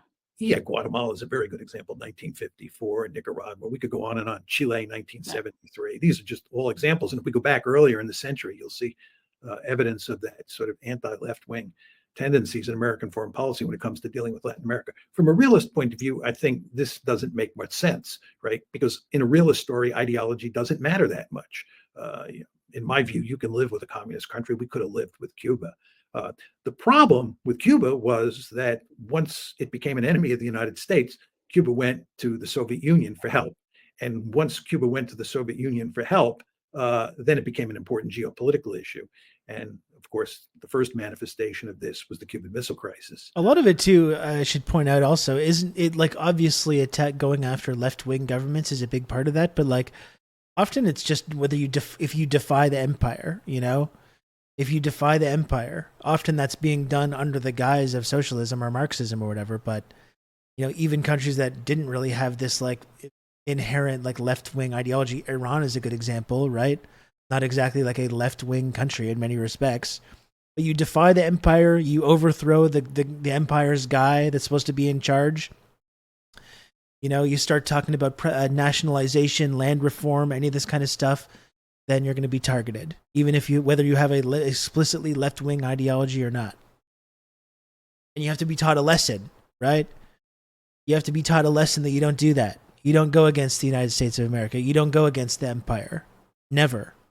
Never, ever. Or you'll be sanctioned, you'll be targeted, you'll be destabilized. That's the message that gets sent. It's predominantly left-wing governments that test these boundaries, but not exclusively also. And then later, after the Cuban Missile Crisis, I remember very well, the Soviets were talking about building a naval base at Cienfuegos in Cuba.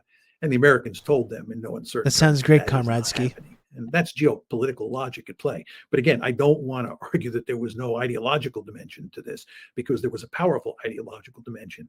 And actually, I think if you look at our relationship with Cuba today, it's really quite remarkable that we can't get over the fact that we had this crisis with Cuba during the Cold War. I mean, Cuba is not a Kill communist. Panic, hello. My week's been pretty good. Trying to finish out the week strong over here.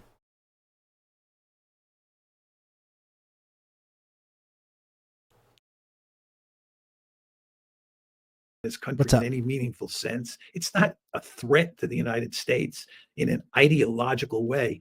A lot of people argued during the Cold War that ideology really mattered and communism anywhere was a real problem. I didn't believe that, but I could see where people made that argument. But how can you make that argument today?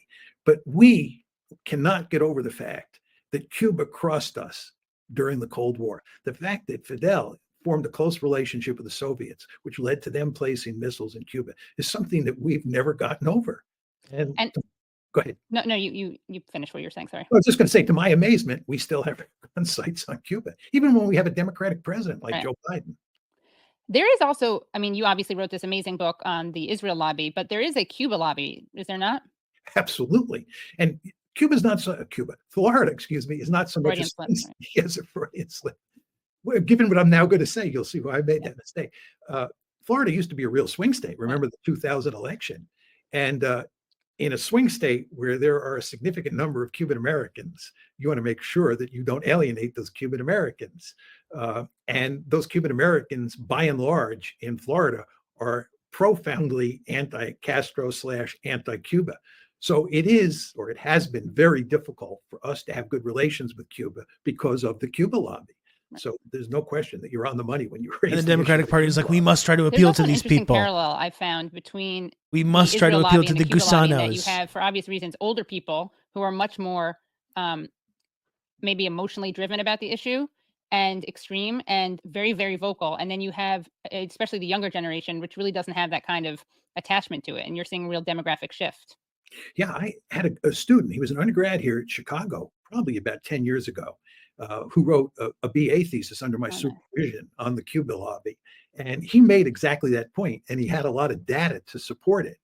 But as I recollect, his argument was that the elders tend to select the more hawkish individuals among the youth to replace them. So there is this continuity in terms of a hawkish attitude towards Cuba. So shifting gears a little bit, want to talk about, of course, something that you've talked about a lot. You've also written about Israel and Palestine, and wanted to start off by showing you a clip of Secretary of State Antony Blinken being asked by Andrea Mitchell about the ceasefire deal. You say that everyone but Hamas has agreed to this. Benjamin Netanyahu has certainly said otherwise publicly. And the hostage families are saying we should try everything. If this appeal to these people that hate us. Quite possibly will fail, with him now toughening his position more likely. That's good politics, Squatch.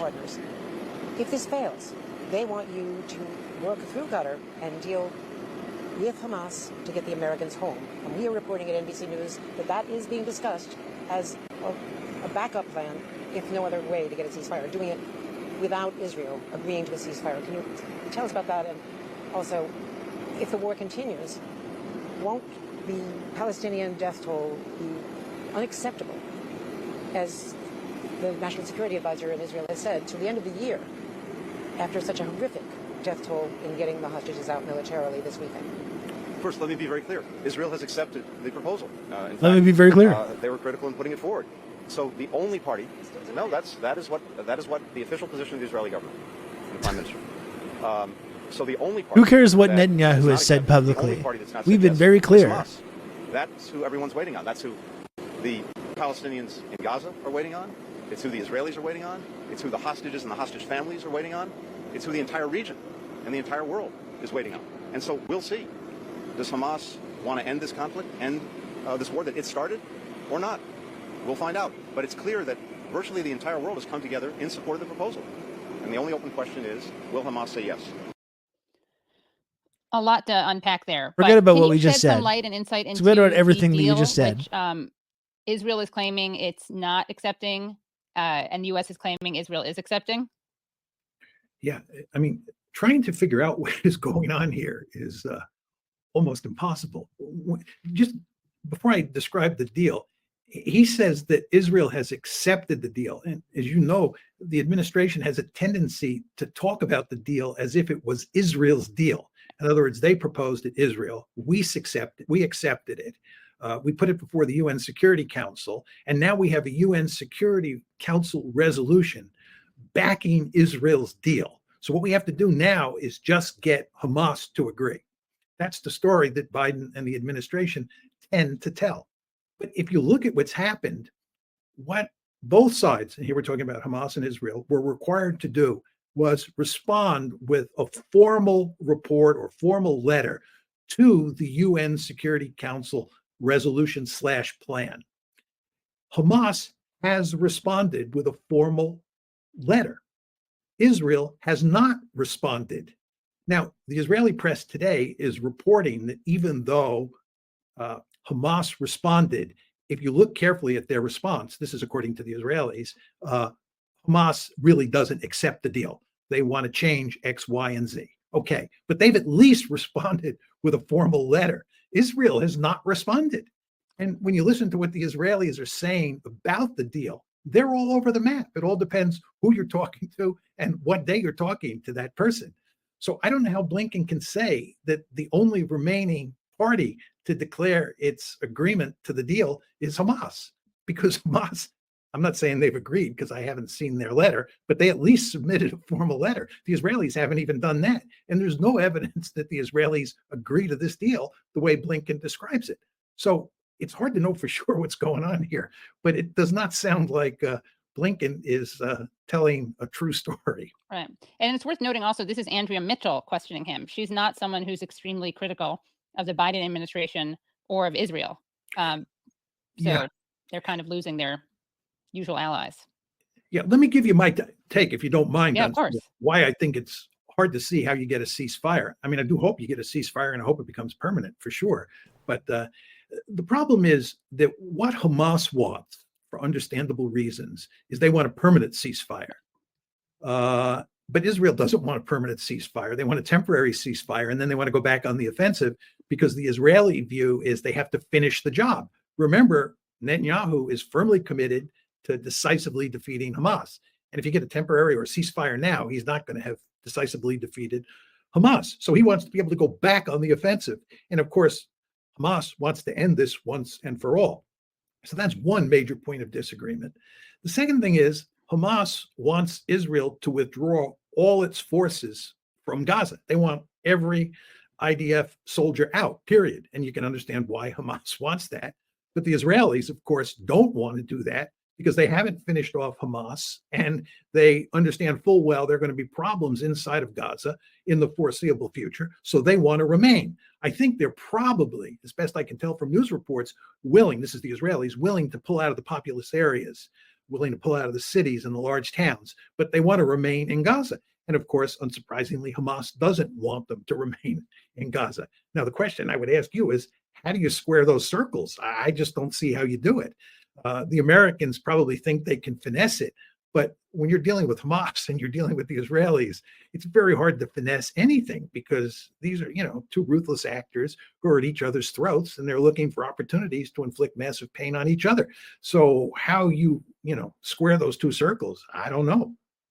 You referred to October 7th as a prison break and not, quote, not terribly surprising. Can you elaborate on that? Oh, no, I can't say that. I mean, what was going on in Gaza is that up until 2005, let me go back a little bit further. Tanky Mearsheimer. The Israelis gained Hamas-loving John Mearsheimer strikes again. As a result of the famous 67 war, Israel got control of the West Bank and Gaza.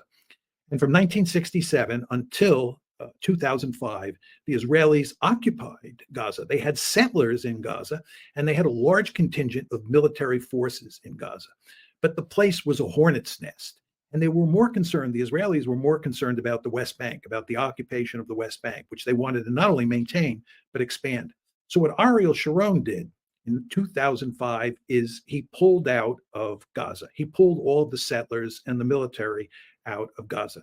Now, Israel's defenders today like to argue that what the Israelis were doing was presenting He's the both, Marcellus. He's a Palestinians in Gaza Hamas with a wonderful vatnik. opportunity to turn it into Dubai and on the Mediterranean and live happily ever after. Nothing could be further from the truth. The Israelis continued to control Gaza's borders. They continued to control the Erected air a prison above, fence around it. Gaza, and they continued to control its water supply and so forth and so on. And then in 2007, remember the Israelis pull out in 2005. In 2007, Hamas takes control in Gaza, and the Israelis really turned the screws on Hamas. And over the course of the time from roughly 2005 up until now, people have come to argue that Gaza is an open air prison, that the Palestinians who live in Gaza are basically prisoners. It's an absolutely horrible life, and the Israelis go to great lengths to make it that way. So this is why when Palestinians, and here we're talking about Hamas and a handful of other resistance groups in Gaza, broke out on October 7th, it was referred to as a prison break. Yeah, and just going back to that point you made about the disengagement or pulling out of Gaza, which people like to point to as a sign of generosity on Israel's part, and an example of why Palestinians can't rule themselves. I wanted to just show this article from The Guardian. And here we have Ariel Sharon's chief aide making some honest statements about what was really behind this. He said, when you freeze that process, you prevent the establishment of a Palestinian state, and you prevent a discussion on the refugees, the borders, and Jerusalem. Effectively, this whole package called the Palestinian state, with all that it entails, has been removed indefinitely from our agenda.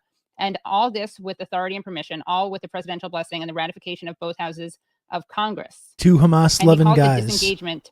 He says disengagement is actually formaldehyde. It supplies the amount of formaldehyde that is necessary so that there will not be a political process with the Palestinians. So I remember it very well. It was Dov Weinglass, and yeah. he said that they were basically putting the Palestinians in formaldehyde. Yeah. And I mean, this is a lot like the claims that Israel has wanted to give the Palestinians a state of their own. Oh, we've just been trying so hard to give you a state on numerous occasions, and the Palestinians have turned it down and turned to terror at every turn. This is, this is a story that can't be supported by the evidence, period. And the same thing is true with regard to Gaza. The Israelis had no interest in turning Gaza into Dubai on the Mediterranean. Oh, absolutely, In fact, what Alexandra. they wanted to do was, put the Palestinians in Gaza in a giant prison and inflict massive pain on them. Right. You've called Israel an apartheid state, which I obviously have done too, and I got fired for saying that. But you've called Israel an apartheid state, and you've said that they're engaging in genocide. And you actually called Netanyahu. You said about Netanyahu that he basically represents Jim Crow. So can you expand on that? Well, those are three different issues. Let's just take them in turn. Sure. With regard to whether or not Israel is an apartheid state, anybody who has any doubt about that should read the Human Rights Watch report, the Amnesty International report, and the B'Tselem report on this very issue. These are extensive reports, thoroughly documented, done by extremely competent and honest and smart individuals. And I don't see how anybody could come away from reading those reports without thinking that Israel is an apartheid state. Well, they'll say that Amnesty International and Human Rights Watch are anti-Semitic. That's what some people say. It gets harder, though, when you throw in B'Tselem, which I guess would be self-loathing, according to the logic of people who call those organizations anti-Semitic. Well, as you know, the term anti-Semitic is thrown around so loosely. Of course, yeah. That, right. Anybody who criticizes Israel is an anti-Semite. Right. I know that you and I are both well-known anti-Semites. Right. Yes. It's just, it's kind of crazy where we are. Yeah. You can I'm just saying. No, go ahead. Well, the nice thing about B'Tselem is it makes it a little bit harder to write off that claim as anti-Semitic. Look, I could give you a list of probably is Mearsheimer Jewish? Israeli senior figures who have said Israel is an apartheid state. Right. This is an argument that you hear in Israel quite often. It's the same thing about, is it colonialist? It's the same thing, right? Is Israel colonialist? What? How dare you say that? It's the real colonialists are Iran in the region. How dare you say they're colonialist? Using this kind of academic speak to delegitimize it. And then you have the founders of Israel being like, we're doing settler colonialism, like writing it down. This is what we're doing. We are doing settler colonialism, and we like it, and we think it's good, and that's what Israel is. And then 80 years later, how dare you say that they're colonialists? It's anti-Semitic to say that. You know, they've been pretty open and honest about all this stuff from the foundation of the country and since. Bishop Tutu, right, who, of course, lived in apartheid South Africa, came to Israel and said it was an apartheid state. He and others like and Ronnie Israel Kasril, supported South who was Africa a very prominent for South years. African Jew who was a For major that exact force reason. during the apartheid era in South Africa. He and Bishop Tutu both said that what you saw in Israel, what they saw in Israel, was worse than apartheid in South Africa. So there's just a whole slew of people outside of What would those South three Africa reports know? who back up what those three reports conclude. Now, before I go to the whole subject of genocide, let's just talk about the Jim Crow charge. What I was talking about there was the claim that many Israelis and Israel's supporters, many of Israel's supporters make, that we This share know you is what I values. don't get. Same levels of North Korea as imperialist, actually, because it's trying to like reframe. It's trying to use like this kind of academic left-wing language to justify, you know, Western hegemony and imperialism. So it's like you can't be seen to justify these kind of things. So what you do is you use this kind of academic language, but in support of empire. When you talk about like Israel is actually decolonizing the Middle East and this kind of stuff, or you talk about Iranian imperialism or Russian imperialism or whatever it is, you know, I think that's a big part of it. Like that's, I know he's going to get into talking about Ukraine stuff. You know, I had a tweet about Ukraine on Twitter. People were mad about, you know, people have repeatedly called me like a Putinist or whatever it is. But like this whole idea that it's become controversial with Ukraine to just not support a U.S. Western proxy war, like that is pretty amazing to me, honestly. Like, I don't think it should be controversial if you're going to be like, I'm on the left, I'm a socialist, I'm a Marxist, whatever it is. And as such, I don't support this obvious U.S. proxy war. You know, pretty easy. I don't support NATO. I don't support U.S. NATO proxy wars under any circumstances. Under any circumstances. For some reason in the West, that's become like controversial, you know? That's become, whoa, what? What? A leftist that doesn't support this NATO proxy war? Wow, that's so like upsetting. That's so upsetting to me, you know? That I think is weird. And that's part of the way that they frame these conversations, because it's about, defending Ukraine from Russian imperialism, you see. That's what we're doing. It's not a NATO proxy war.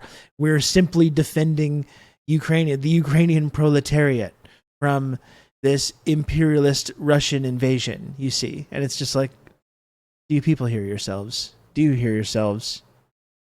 Really? You're giving the benefit of the doubt to the United States of America and the Western military-industrial complex. They just happen to get this one right. They're on the side of the little guy this time. It's like, come on, folks. We got to let go of these notions. You grow up and you stop believing in fairy tales. You know, you got to stop believing this stuff. You know, if it's like, I'm on the left, I'm a socialist, then don't support NATO proxy wars. You know, it shouldn't be that complicated to understand. You know what I mean? This is why I always go back to that Che Guevara quote.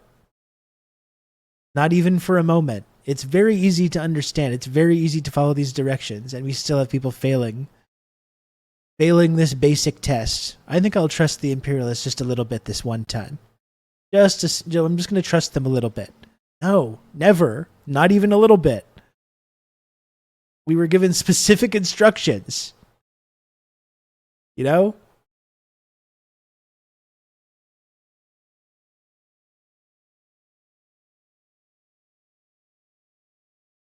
We were given specific instructions about this, and we're still fucking it up. Anyway, let's get back to Mearsheimer. Okay, in other words, the United States of America and Israel have the same values. And the point I was making is the only values that we share with the Israelis are old values that are thankfully now gone, which dominated mainly in the South after the American Civil War and up to the Civil Rights Act of 64 and the Voting Rights Act of 65. And that's when Jim Crow America was alive and well in the South, and even to some extent in the North, to be honest. But anyway, Israel today is basically the equivalent of the Jim Crow South. That's certainly true in the West Bank and in Gaza. We could argue what it looks like inside Green Line Israel, where it's not quite as bad as in those two other places. But anyway, that's the context in which I brought up the Jim Crow analogy. And again, I was talking about apartheid. I think it's spot on, by the way. We had Chaz Friedman, Aaron Mate and I interviewed Chaz Friedman, and he's compared Israel's ideology to the KKK's ideology. So it's amazing. Blood and soil nationalism. It's blood and soil nationalism. I was someone who, that's what Zionism is. It's blood and soil nationalism. It's colonialism. That's why we have to reject this idea that AOC and others are promoting, that you can have this liberal version. That no, it's not. It's not this scary term, Zionism. You can be a liberal Zionist. We can't not include Zionists in our movement because that's anti-Semitic. It's just this benign idea. It's this wholesome, benign idea about self-determination and a Jewish homeland. How can you be against that? It's blood and soil nationalism straight out of like 19th century colonialism. You know, we that's what it is. That's what it has always been. And if that's not clear to you, if it wasn't clear to you before, it's one thing. But if it's not clear to you now, then I don't know what to tell you. 1950s, and my whole view of Israel. They're literally training Banderites. Well, that's it. That's the connection between Ukraine and Israel. And the factions that are being supported by the West. They do believe in this like blood and soil nationalism. Is deeply informed by Leon Uris's famous book, Exodus. I had a very romantic view of Israel, and I thought that the Israelis were clearly the good guys and that the Palestinians, or the Arabs, as people called them at the time, were the bad guys. And it's amazing the extent to which people like me and many other people I've known have fundamentally changed their view of Israel. And there are a number of factors that explain that. But what Israel has become, and you see this manifested in the war in Gaza, it's just really hard to believe. But anyway, that's where we are. Let me say a few words about genocide. Yeah, please. I think that if you look at the South African report that was submitted to the ICJ, and I think 84 pages long, thoroughly documented, a really well done report on what the Israelis were doing in Gaza as of late December 2023. You want to remember that they sent their report to the ICJ in late 2023. And then it was in January 2024 that the ICJ, based on that report and all sorts of other pieces of information, the ICJ said there was sufficient evidence to make the case that there was a plausible case, to make a plausible case that Israel was committing genocide. And if you look at what Israel has done since January 2024, it has in no way taken its foot off the accelerator. It's continued to pound Gaza. And it's not surprising that South Africa has intervened again with the ICJ because they were so disturbed by what's been happening since the ruling. But anyway, I paid careful attention to the report, the South African report. I listened to all the testimony, and I've been studying the issue myself. And I think when you look at what is necessary to prove genocide, and you look at what the Israelis are doing, I think it's hard not to conclude they're engaged in genocide. And I think that eventually the ICJ, when they resolve it once and for all, will reach the conclusion that this is genocide. It's interesting what you said. I've heard a lot of people say this, that, they used to support Israel and now they don't. But how much of what Israel's doing now is a departure from the way they used to be versus how much is it that we just see it on social media? I mean, because Israel was founded, right, through, even Benny Morris admits, he doesn't use the word, but ethnic cleansing or transfer, as he admits. What Red Scary is just so saying. I guess my question is, how much has Israel changed versus how much we've just seeing it for what it is. I understand what you're saying, and I agree with you in good part, but not completely. There's no question that from the beginning, the Zionists who came to Palestine understood that there was going to have to be massive ethnic cleansing for purposes of creating a Jewish state. There's no way that Zionists coming out of Europe and landing in Palestine, where there is a large population of Palestinians, can create a Jewish state without doing significant ethnic cleansing. And of course, they cleansed or transferred. Transfer was the word back then. They transferred about 750,000 Palestinians in 1948, many of whom, by the way, went to Gaza. And many of these people fighting today are descendants of those people who were pushed out in 1948.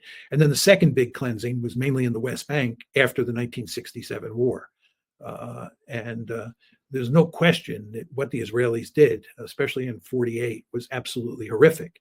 And there's also no question that we didn't know much about it in the West. And furthermore, the Israelis were able to purvey this story that the Arab armies, which went to war against Israel shortly after it declared its independence, this is, I believe, May 14th, 1948. The Israelis declare their independence, and Israel then ends up in a war with a number of Arab armies.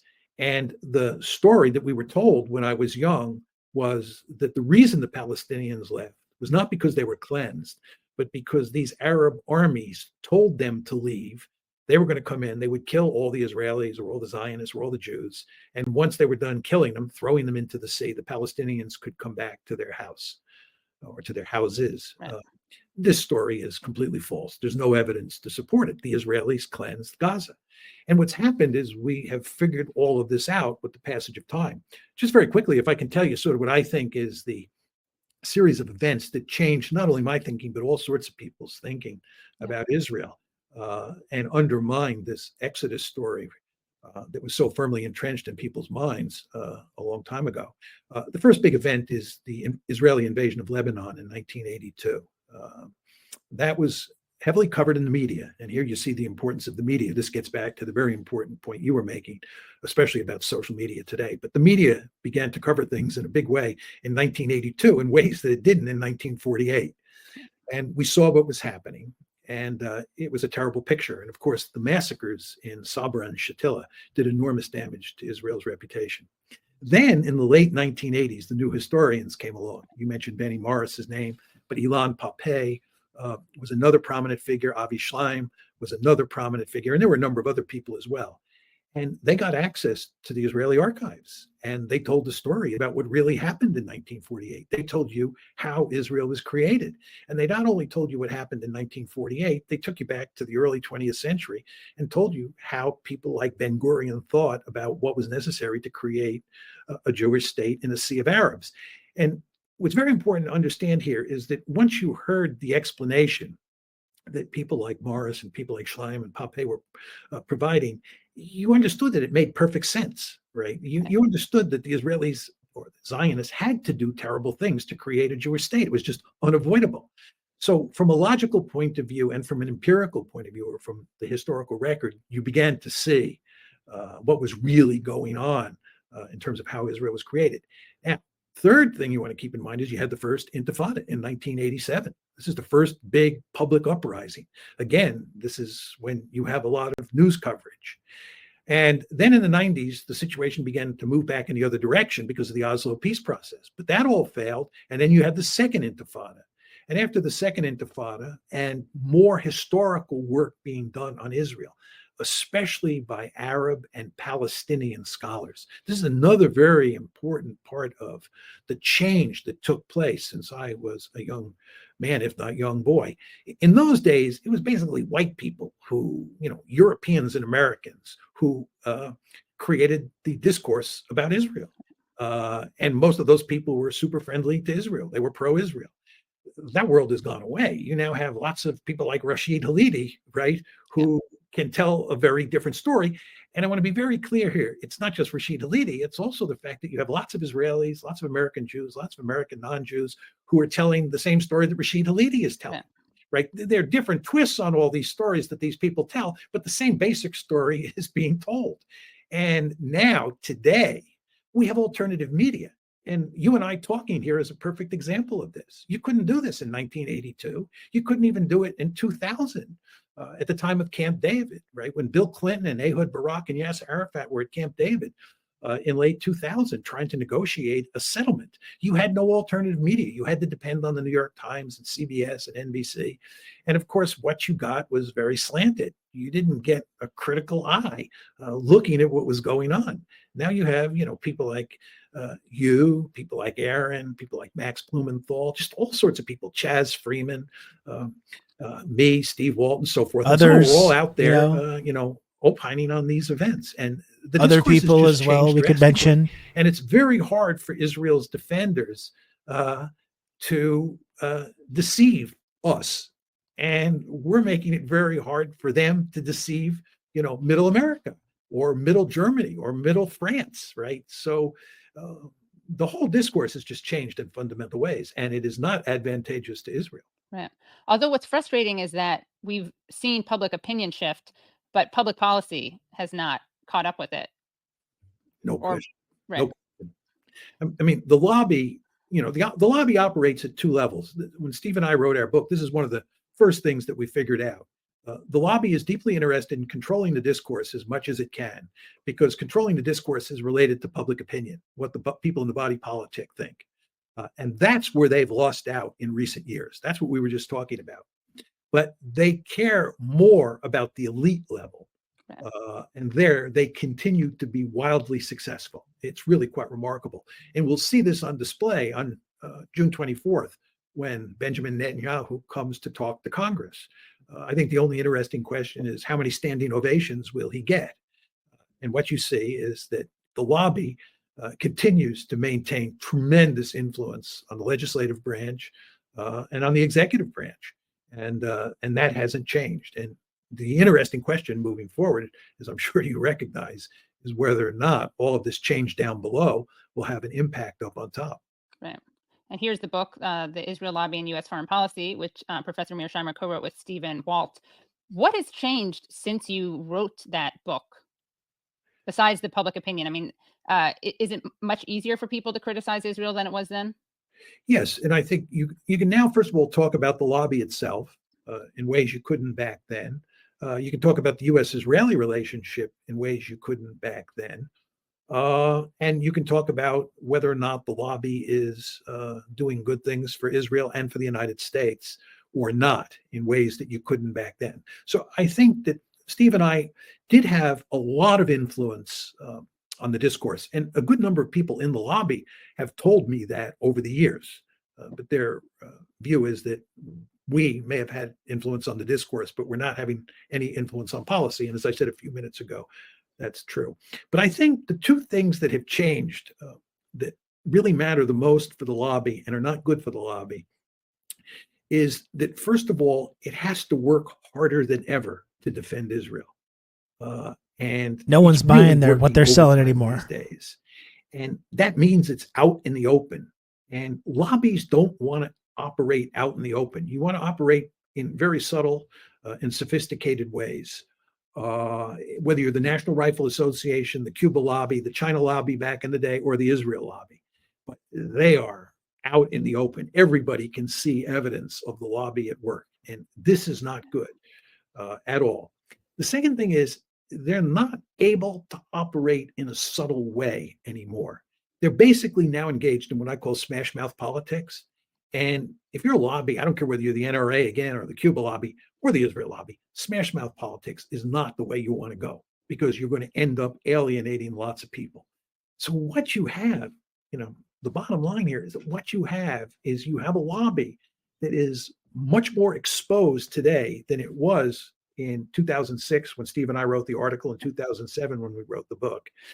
Much more exposed and is engaged in smash mouth politics in ways it certainly was not back then. So this is a real problem for the lobby. And then you can marry that to our earlier discussion of the changes that are taking place down below in the population, certainly among younger people, including many American Jews. Right. As you know, I like to make this point that it is a fundamental mistake to make the argument that, all Jews are in the lobby or all Jews support Israel. Nothing could be further from the truth. as was evidenced by the fact that in almost all of those college and university protests in recent months, large numbers of Jews were involved and were arrested. Right. And is Biden's decision to not curtail Israel, is it rational or is it ideological? In other words, he always talks about what a Zionist he is. But could he have said to Israel, you're not going to do this without losing the election? Okay, thank you so much. Have a great night. You too. Goodbye, Katie. Bye. What a wonderful interview. Wow, he was so generous. We got so much time with him. I'm very, very happy. And want to thank everyone for tuning in. We have two quick updates we wanted to share. One is that friend of show, she's actually been on the show before, Claire Daly. That ended kind of abruptly. That was a really interesting discussion. I'm a little confused because it's labeled as on World War III, Russia and Israel, when I feel like it was mostly a conversation about Israel, which I find very useful.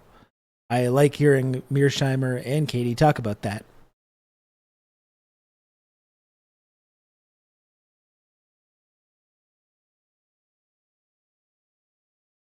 They didn't get to everything. Yeah, and it seemed kind of an abrupt kind of cutoff there. An abrupt cutoff. While we're watching Mearsheimer, though, here's Mearsheimer from November 18th about Hamas. Hamas Mearsheimer. When you have a disaster, and what happened on October 7th is a disaster, one of the first things that happens is that people begin to ask the question, how did this happen? Right? What's the root cause of this problem? This is a disaster. We have to understand what caused it so that we can work to make sure it doesn't happen again. So we can work to shut it down and then make sure it doesn't happen again. Mm-hmm. But once you start talking about the root causes, right, you end up talking about how Israel was created, right? And that means telling a story that is not pretty about how the Zionists conquered Palestine. And number two, it means talking about the occupation, right? It's not like Hamas attacked on October 7th because there were just a bunch of anti-Semites who hated Jews. You still have prominent progressive leaders describing October 7th this way. Oh, it's just like a big hate crime. Like, it's crazy to me that we can't, like, that's the extent that we have is like progressive political leadership that is still 8 months into this, still saying that kind of shit. It's the most delusional, nonsensical, ahistorical analysis of that event. And these are our progressive, celebrity progressive leaders. This is what they all seem to think. And wanted to kill Jews. This is not, Nazi It's so Germany, 9/11. right? Yeah, they hate for us for our freedoms. You might as well just say that. To the occupation. They hated their freedoms. That's all. You might as well just say that. And to what was going on inside of Gaza. And it's not in Israel's interest or the lobby's interest to have an open discourse about what the Israelis have been doing to the Palestinians since, I would say, roughly 1903, when the second Aliyah came to Israel or came to what was then Palestine, right? We want to talk about that. And we don't want to talk about, from the lobby's point of view, the influence that the lobby has, right? It's better from the lobby's point of view if most Americans think that American support of Israel is just done for all the right moral and strategic reasons, not because of the lobby. And when John Mearsheimer and Steve Walt they hate us because they ain't us. You have to understand that this special relationship is due in large part to the lobby's influence. That is not an argument that people in the lobby want to hear. People in the lobby understand that if you have an open discourse, Israel will end up looking very bad, right? You don't want to talk about the occupation. You don't want to talk about how Israel was created, right? And that's what all the horror stories are about. That's why all the lies, right? Because when you just make up a bunch of bullshit lies about like babies being put in ovens, babies being beheaded, babies being cut out of the wombs of mothers, mass rape gangs, burning people alive and laughing about it. Like, this is why you tell those stories, is so you don't have to have that discussion, because then it's just this act of pure hatred and evil.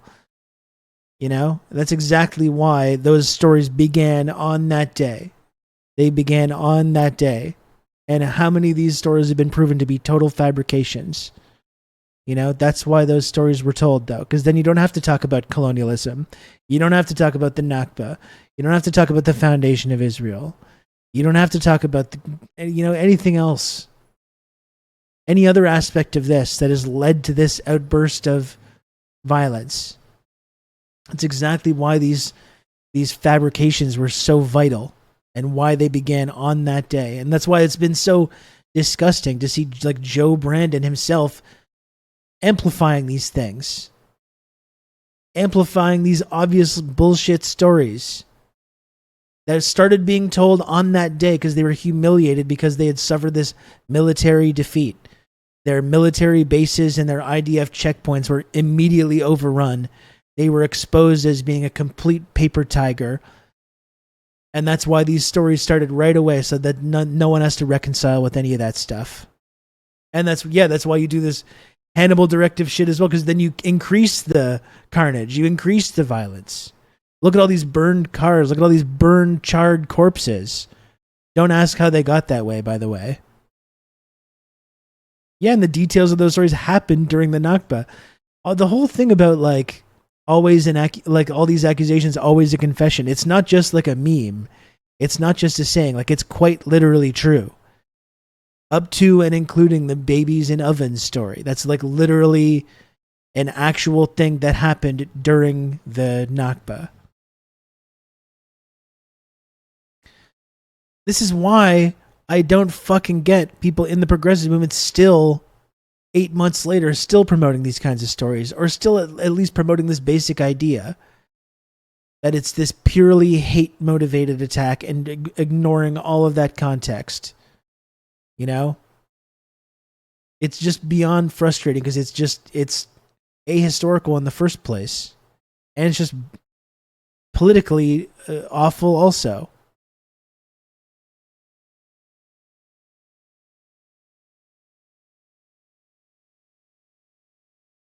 Because they're so paralyzed with being said that, like, oh, you support Hamas, you support the violence of October 7th. They're so paralyzed with fucking fear that they're going to be called this, which they are anyway. And then they end up giving into this entire framework.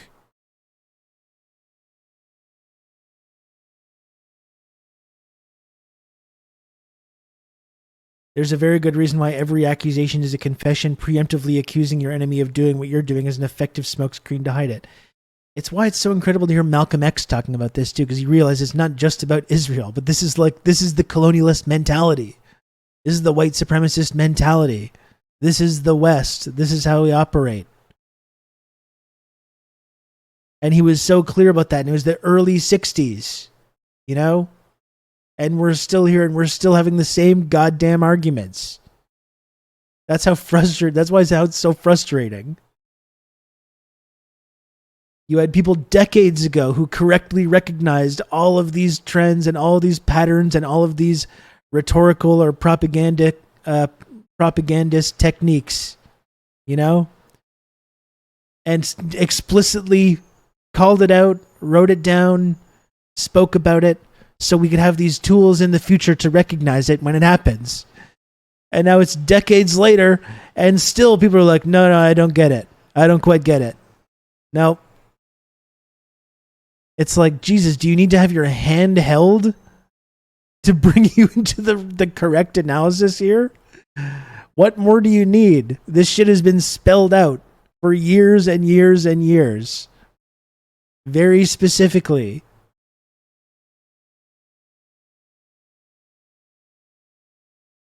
I do need my hand held, but that's unrelated. Just as more of like a close, I just want to be close to somebody.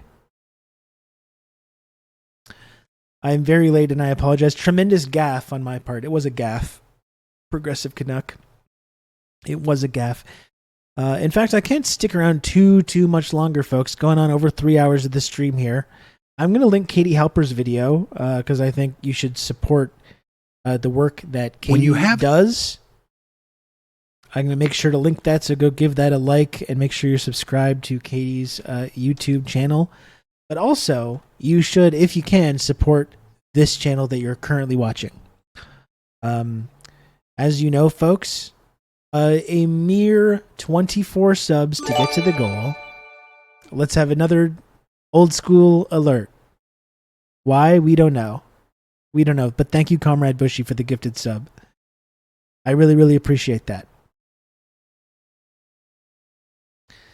Thank you, Comrade Bushy. That shirt is fantastic. Thank you, Pixel Tonic. I thought people would enjoy this one. So now only 23 to go. If you can, folks, please do subscribe to this program.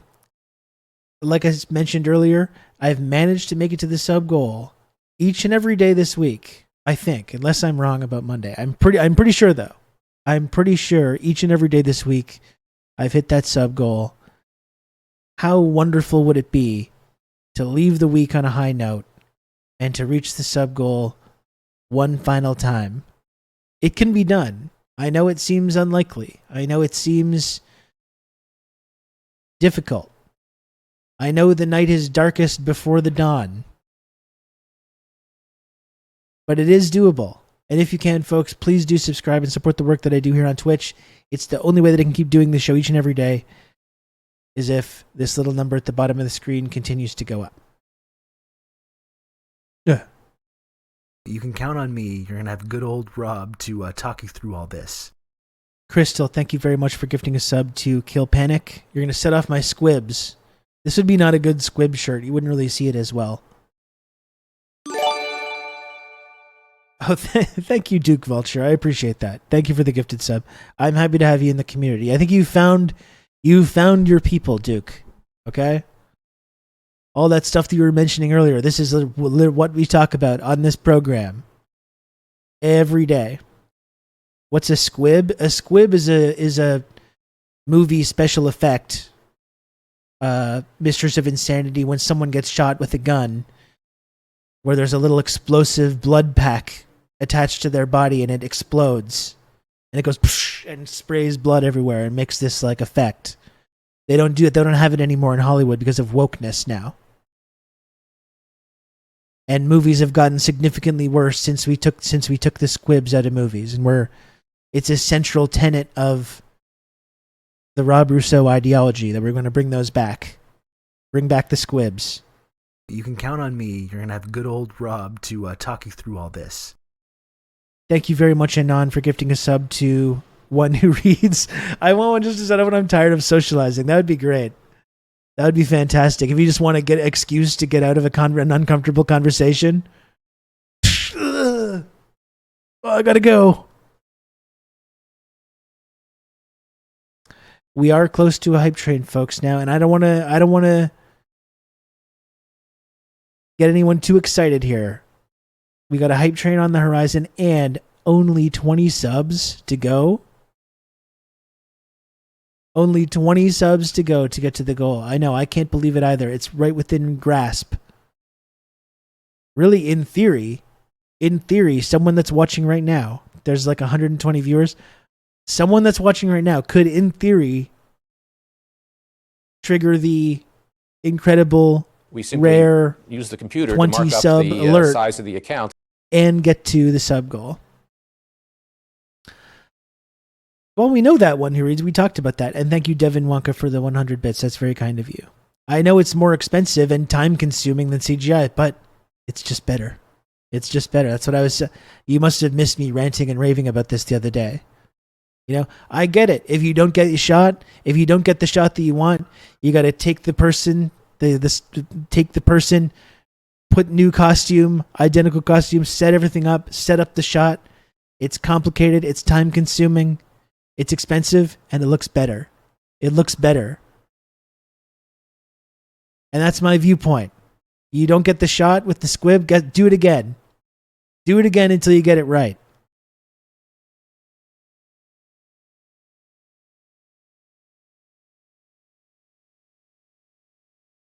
Squib game. Every viewer has a squib on them for every gifted sub. A random one goes off. That would be very exciting.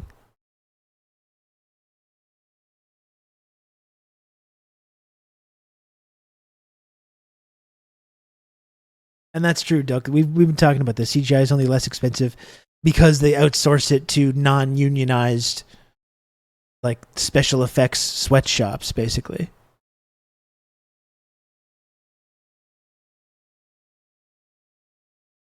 We got Devin Wonka just gifted bits, and Devin is subless. Do we have a kind and generous chatter that's going to support Devin Wonka?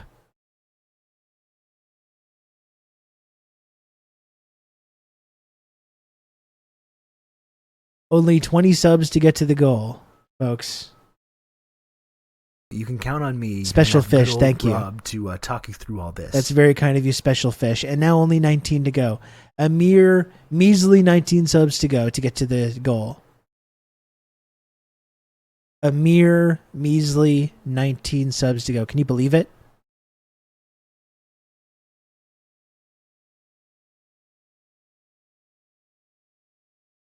Dr. Maggot, no, I'm not sure what you're talking about. I've seen some cool stuff on YouTube like that.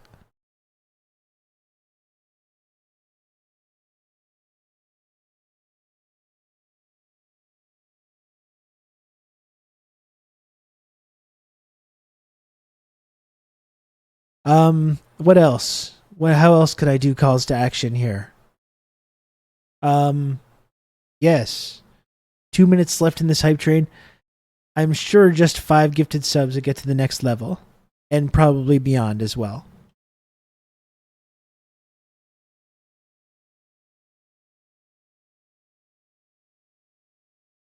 Some might even say a mere Shimer 19 subs. I don't know if many people would say that, but...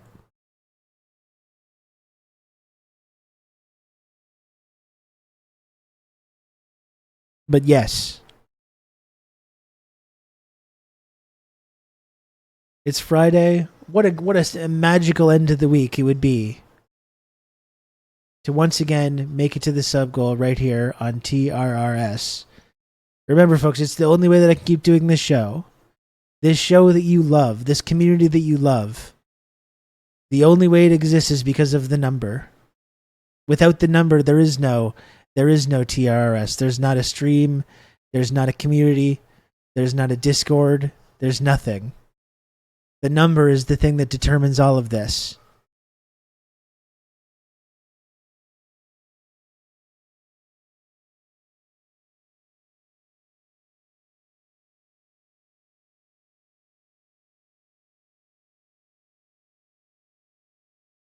I'm just going to look awkwardly at you and point to the number.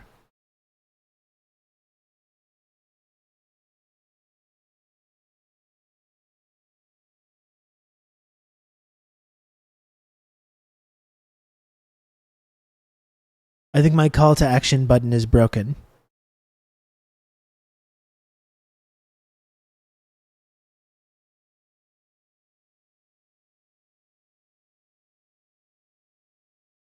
I think I'm too deep into the 3 p.m. EPs to really like push this hard.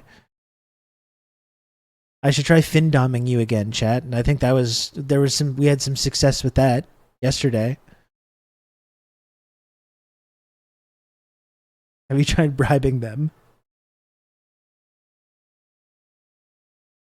All I can think of is just showing my ridiculously short shorts. I don't know if there's anyone that's interested in that, though. Have you eaten an apple close to the mic? I don't have any apples right now.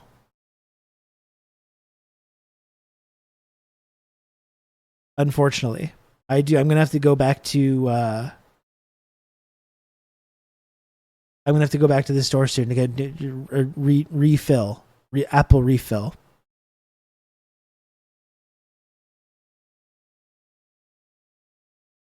I can't say slutty short summer. I mean, I think you should be able to say that, but I do understand why Twitch has to crack down on some of these, like, this kind of terminology, because it's not often used in a fun, wholesome way. And it's often used as a way to, you know, attack and intimidate.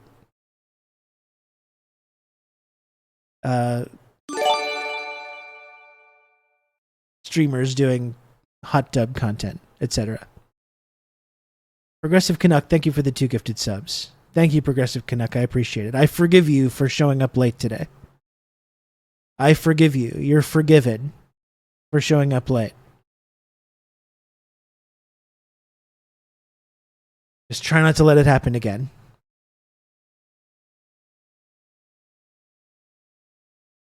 Please try not to let it happen again. Now it's only halfway to the goal. You've just become an elite member of the Friendship Triangle. Barbara Loden, thank you very much for 5 gifted subs. Thank you, Barbara. I really, really, really appreciate that. Thank you so much.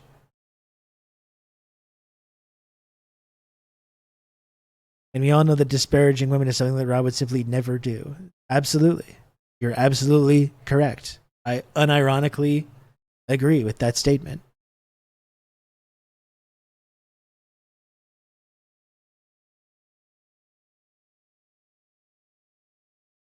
A mere 12 subs away, gang. A mere 12 subs away. Can you believe it? This is a half-hearted call to action.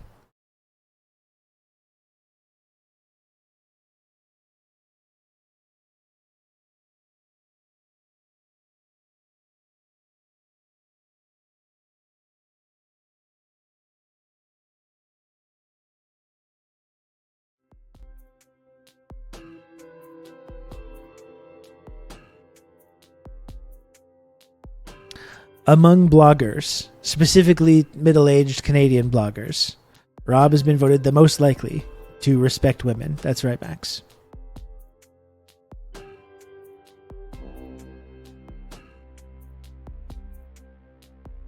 That's absolutely right.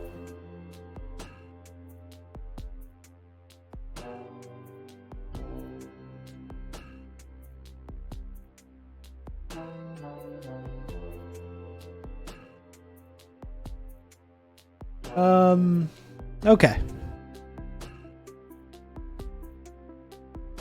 See, this is the kind of thing that, like, I think if I had energy, I would just stay here, because I could, in theory, I could stay here for the next hour and try to make these last 12 subs happen. But I'm also sleepy, and I don't really feel like it. I don't really feel like staying here for the next hour and trying to make 12 more subs materialize. I kind of feel like saying goodbye and leaving and stopping the stream, because it is around 3.5 hours. I do just want to be a cowboy. That is true. It's a beautiful Friday afternoon. I want to get another 45 minutes of video game time in before enjoying it.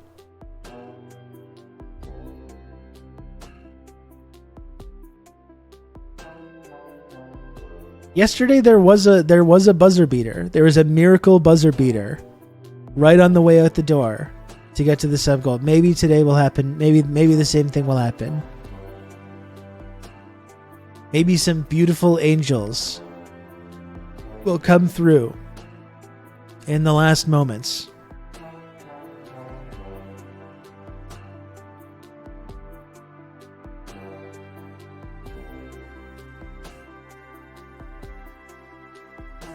You can count on me. You're going to have a good old Rob to talk you through all this.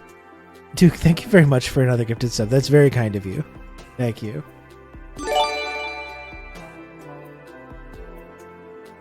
And let's have 2 alerts for that. Why only have 1 alert when you can have 2?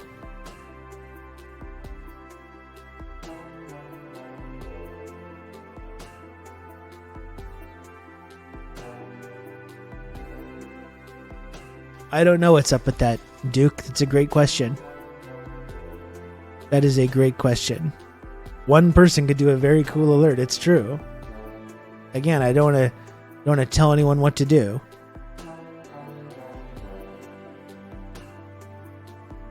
But 1 person could trigger a very cool alert and almost get to the sub goal. Now the stage is set perfectly. Now the stage is set. Dr. Maggot, thank you for a gifted sub. I really appreciate the gifted sub, Dr. Maggot. Thank you. Now the stage is set. Some hero could, in theory, it's the alley. Dr. Maggot just threw up the ball for the alley-oop. just threw up the ball for the alley-oop, just waiting for some hero to come through and slam it home. It's like the end of White Man Can't Jump. Dr. Maggot is Wesley Snipes. He just threw the ball up. Who's going to be the Billy Hoyle? Who's going to be Woody Harrelson? In the climactic game against King and Duck Johnson on the Venice Beach courts.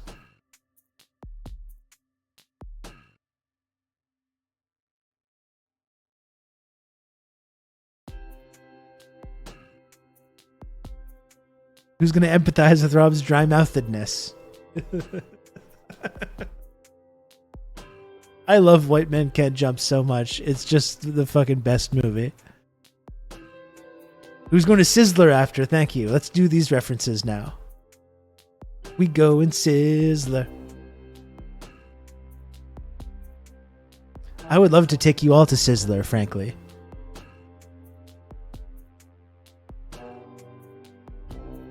Rosie Perez is an absolute treasure in that movie. I would say that's probably one of my top 5 acting performances in any film. Rosie Perez in White Man Can't Jump. She's just absolutely magnetic. The charisma just leaps off the screen. She's so great. What is a quince? Who does it start with the letter You've Q? just become an elite member of the Friendship Triangle. Oh man, Monksphere. Monksphere, thank you for the 5 gifted subs. The first 5 gifted subs in the channel for Monksphere. That's absolutely wonderful. Instantly becoming an elite tier member of the Friendship Triangle. Look at that.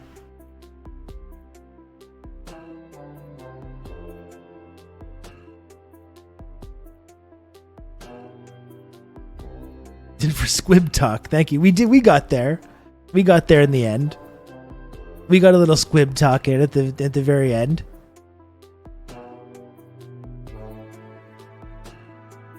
Squibs, man. Squibs for rib.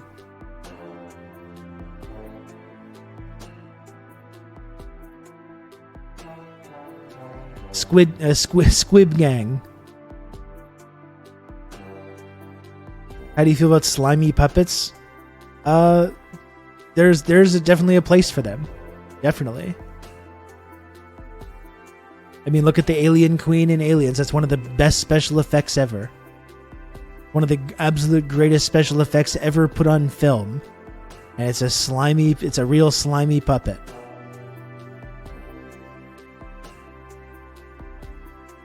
Create some weird, horrifying shit and slap some KY jelly on there and take pictures of it.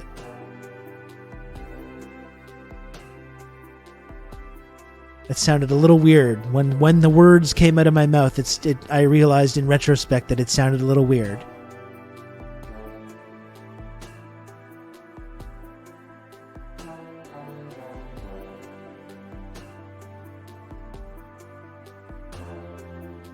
If Rob ever runs for public office, there's going to be like 12 Rob heads at every rally in the front rank. Squibs for rib t-shirt. I don't think we need to worry about that. I don't think we need to worry about that ever happening. I'm quite content just doing my little radio show where we talk about silly things all day.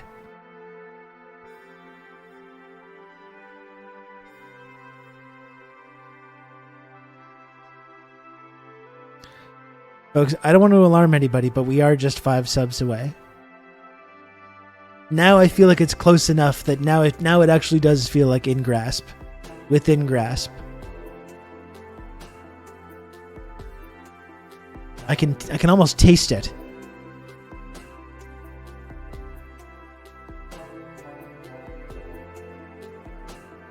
Yeah, it sounds like a great Friday night.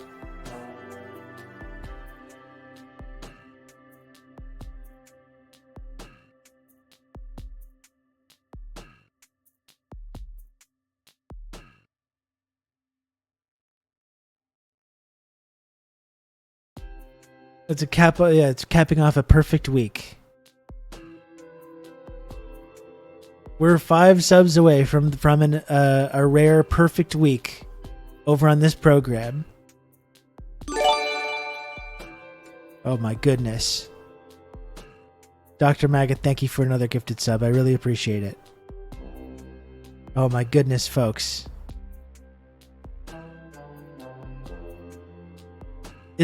People said the perfect week was just a dream.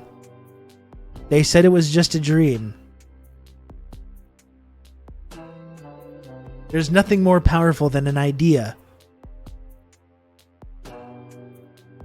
Leonardo DiCaprio tells us this in the film Inception.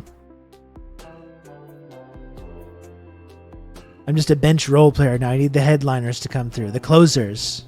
Where are the closers? We got to get the closers coming in here.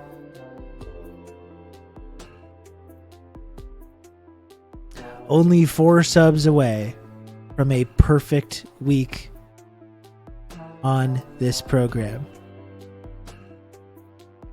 It's just tantalizingly close. It's achingly close. Traditionally, Persian rugs have one incomplete knot in them because only God is capable of perfection. You should cut it out at 34 or 35. No, I'd like to surpass and kill God.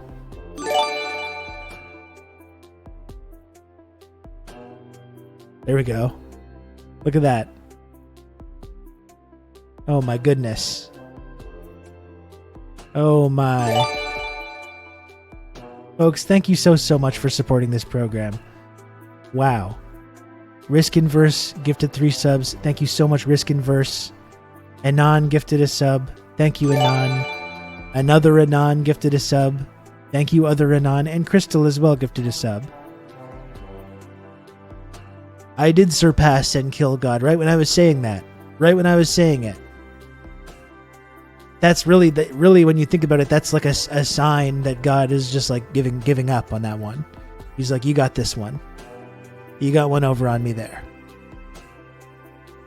The trances already killed and supplanted God. Well, that's good too. As long as we're getting the job done, really, that's all that matters, right?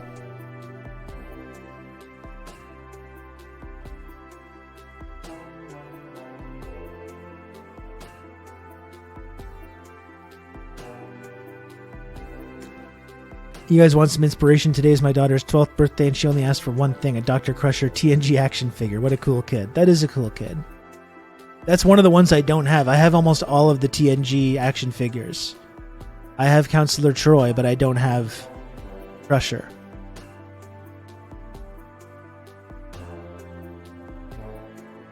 I have most of them though.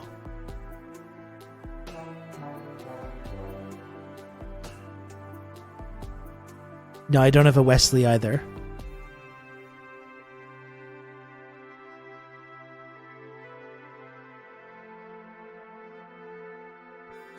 Thank you again for tuning in, folks. And seriously, thank you for supporting this program.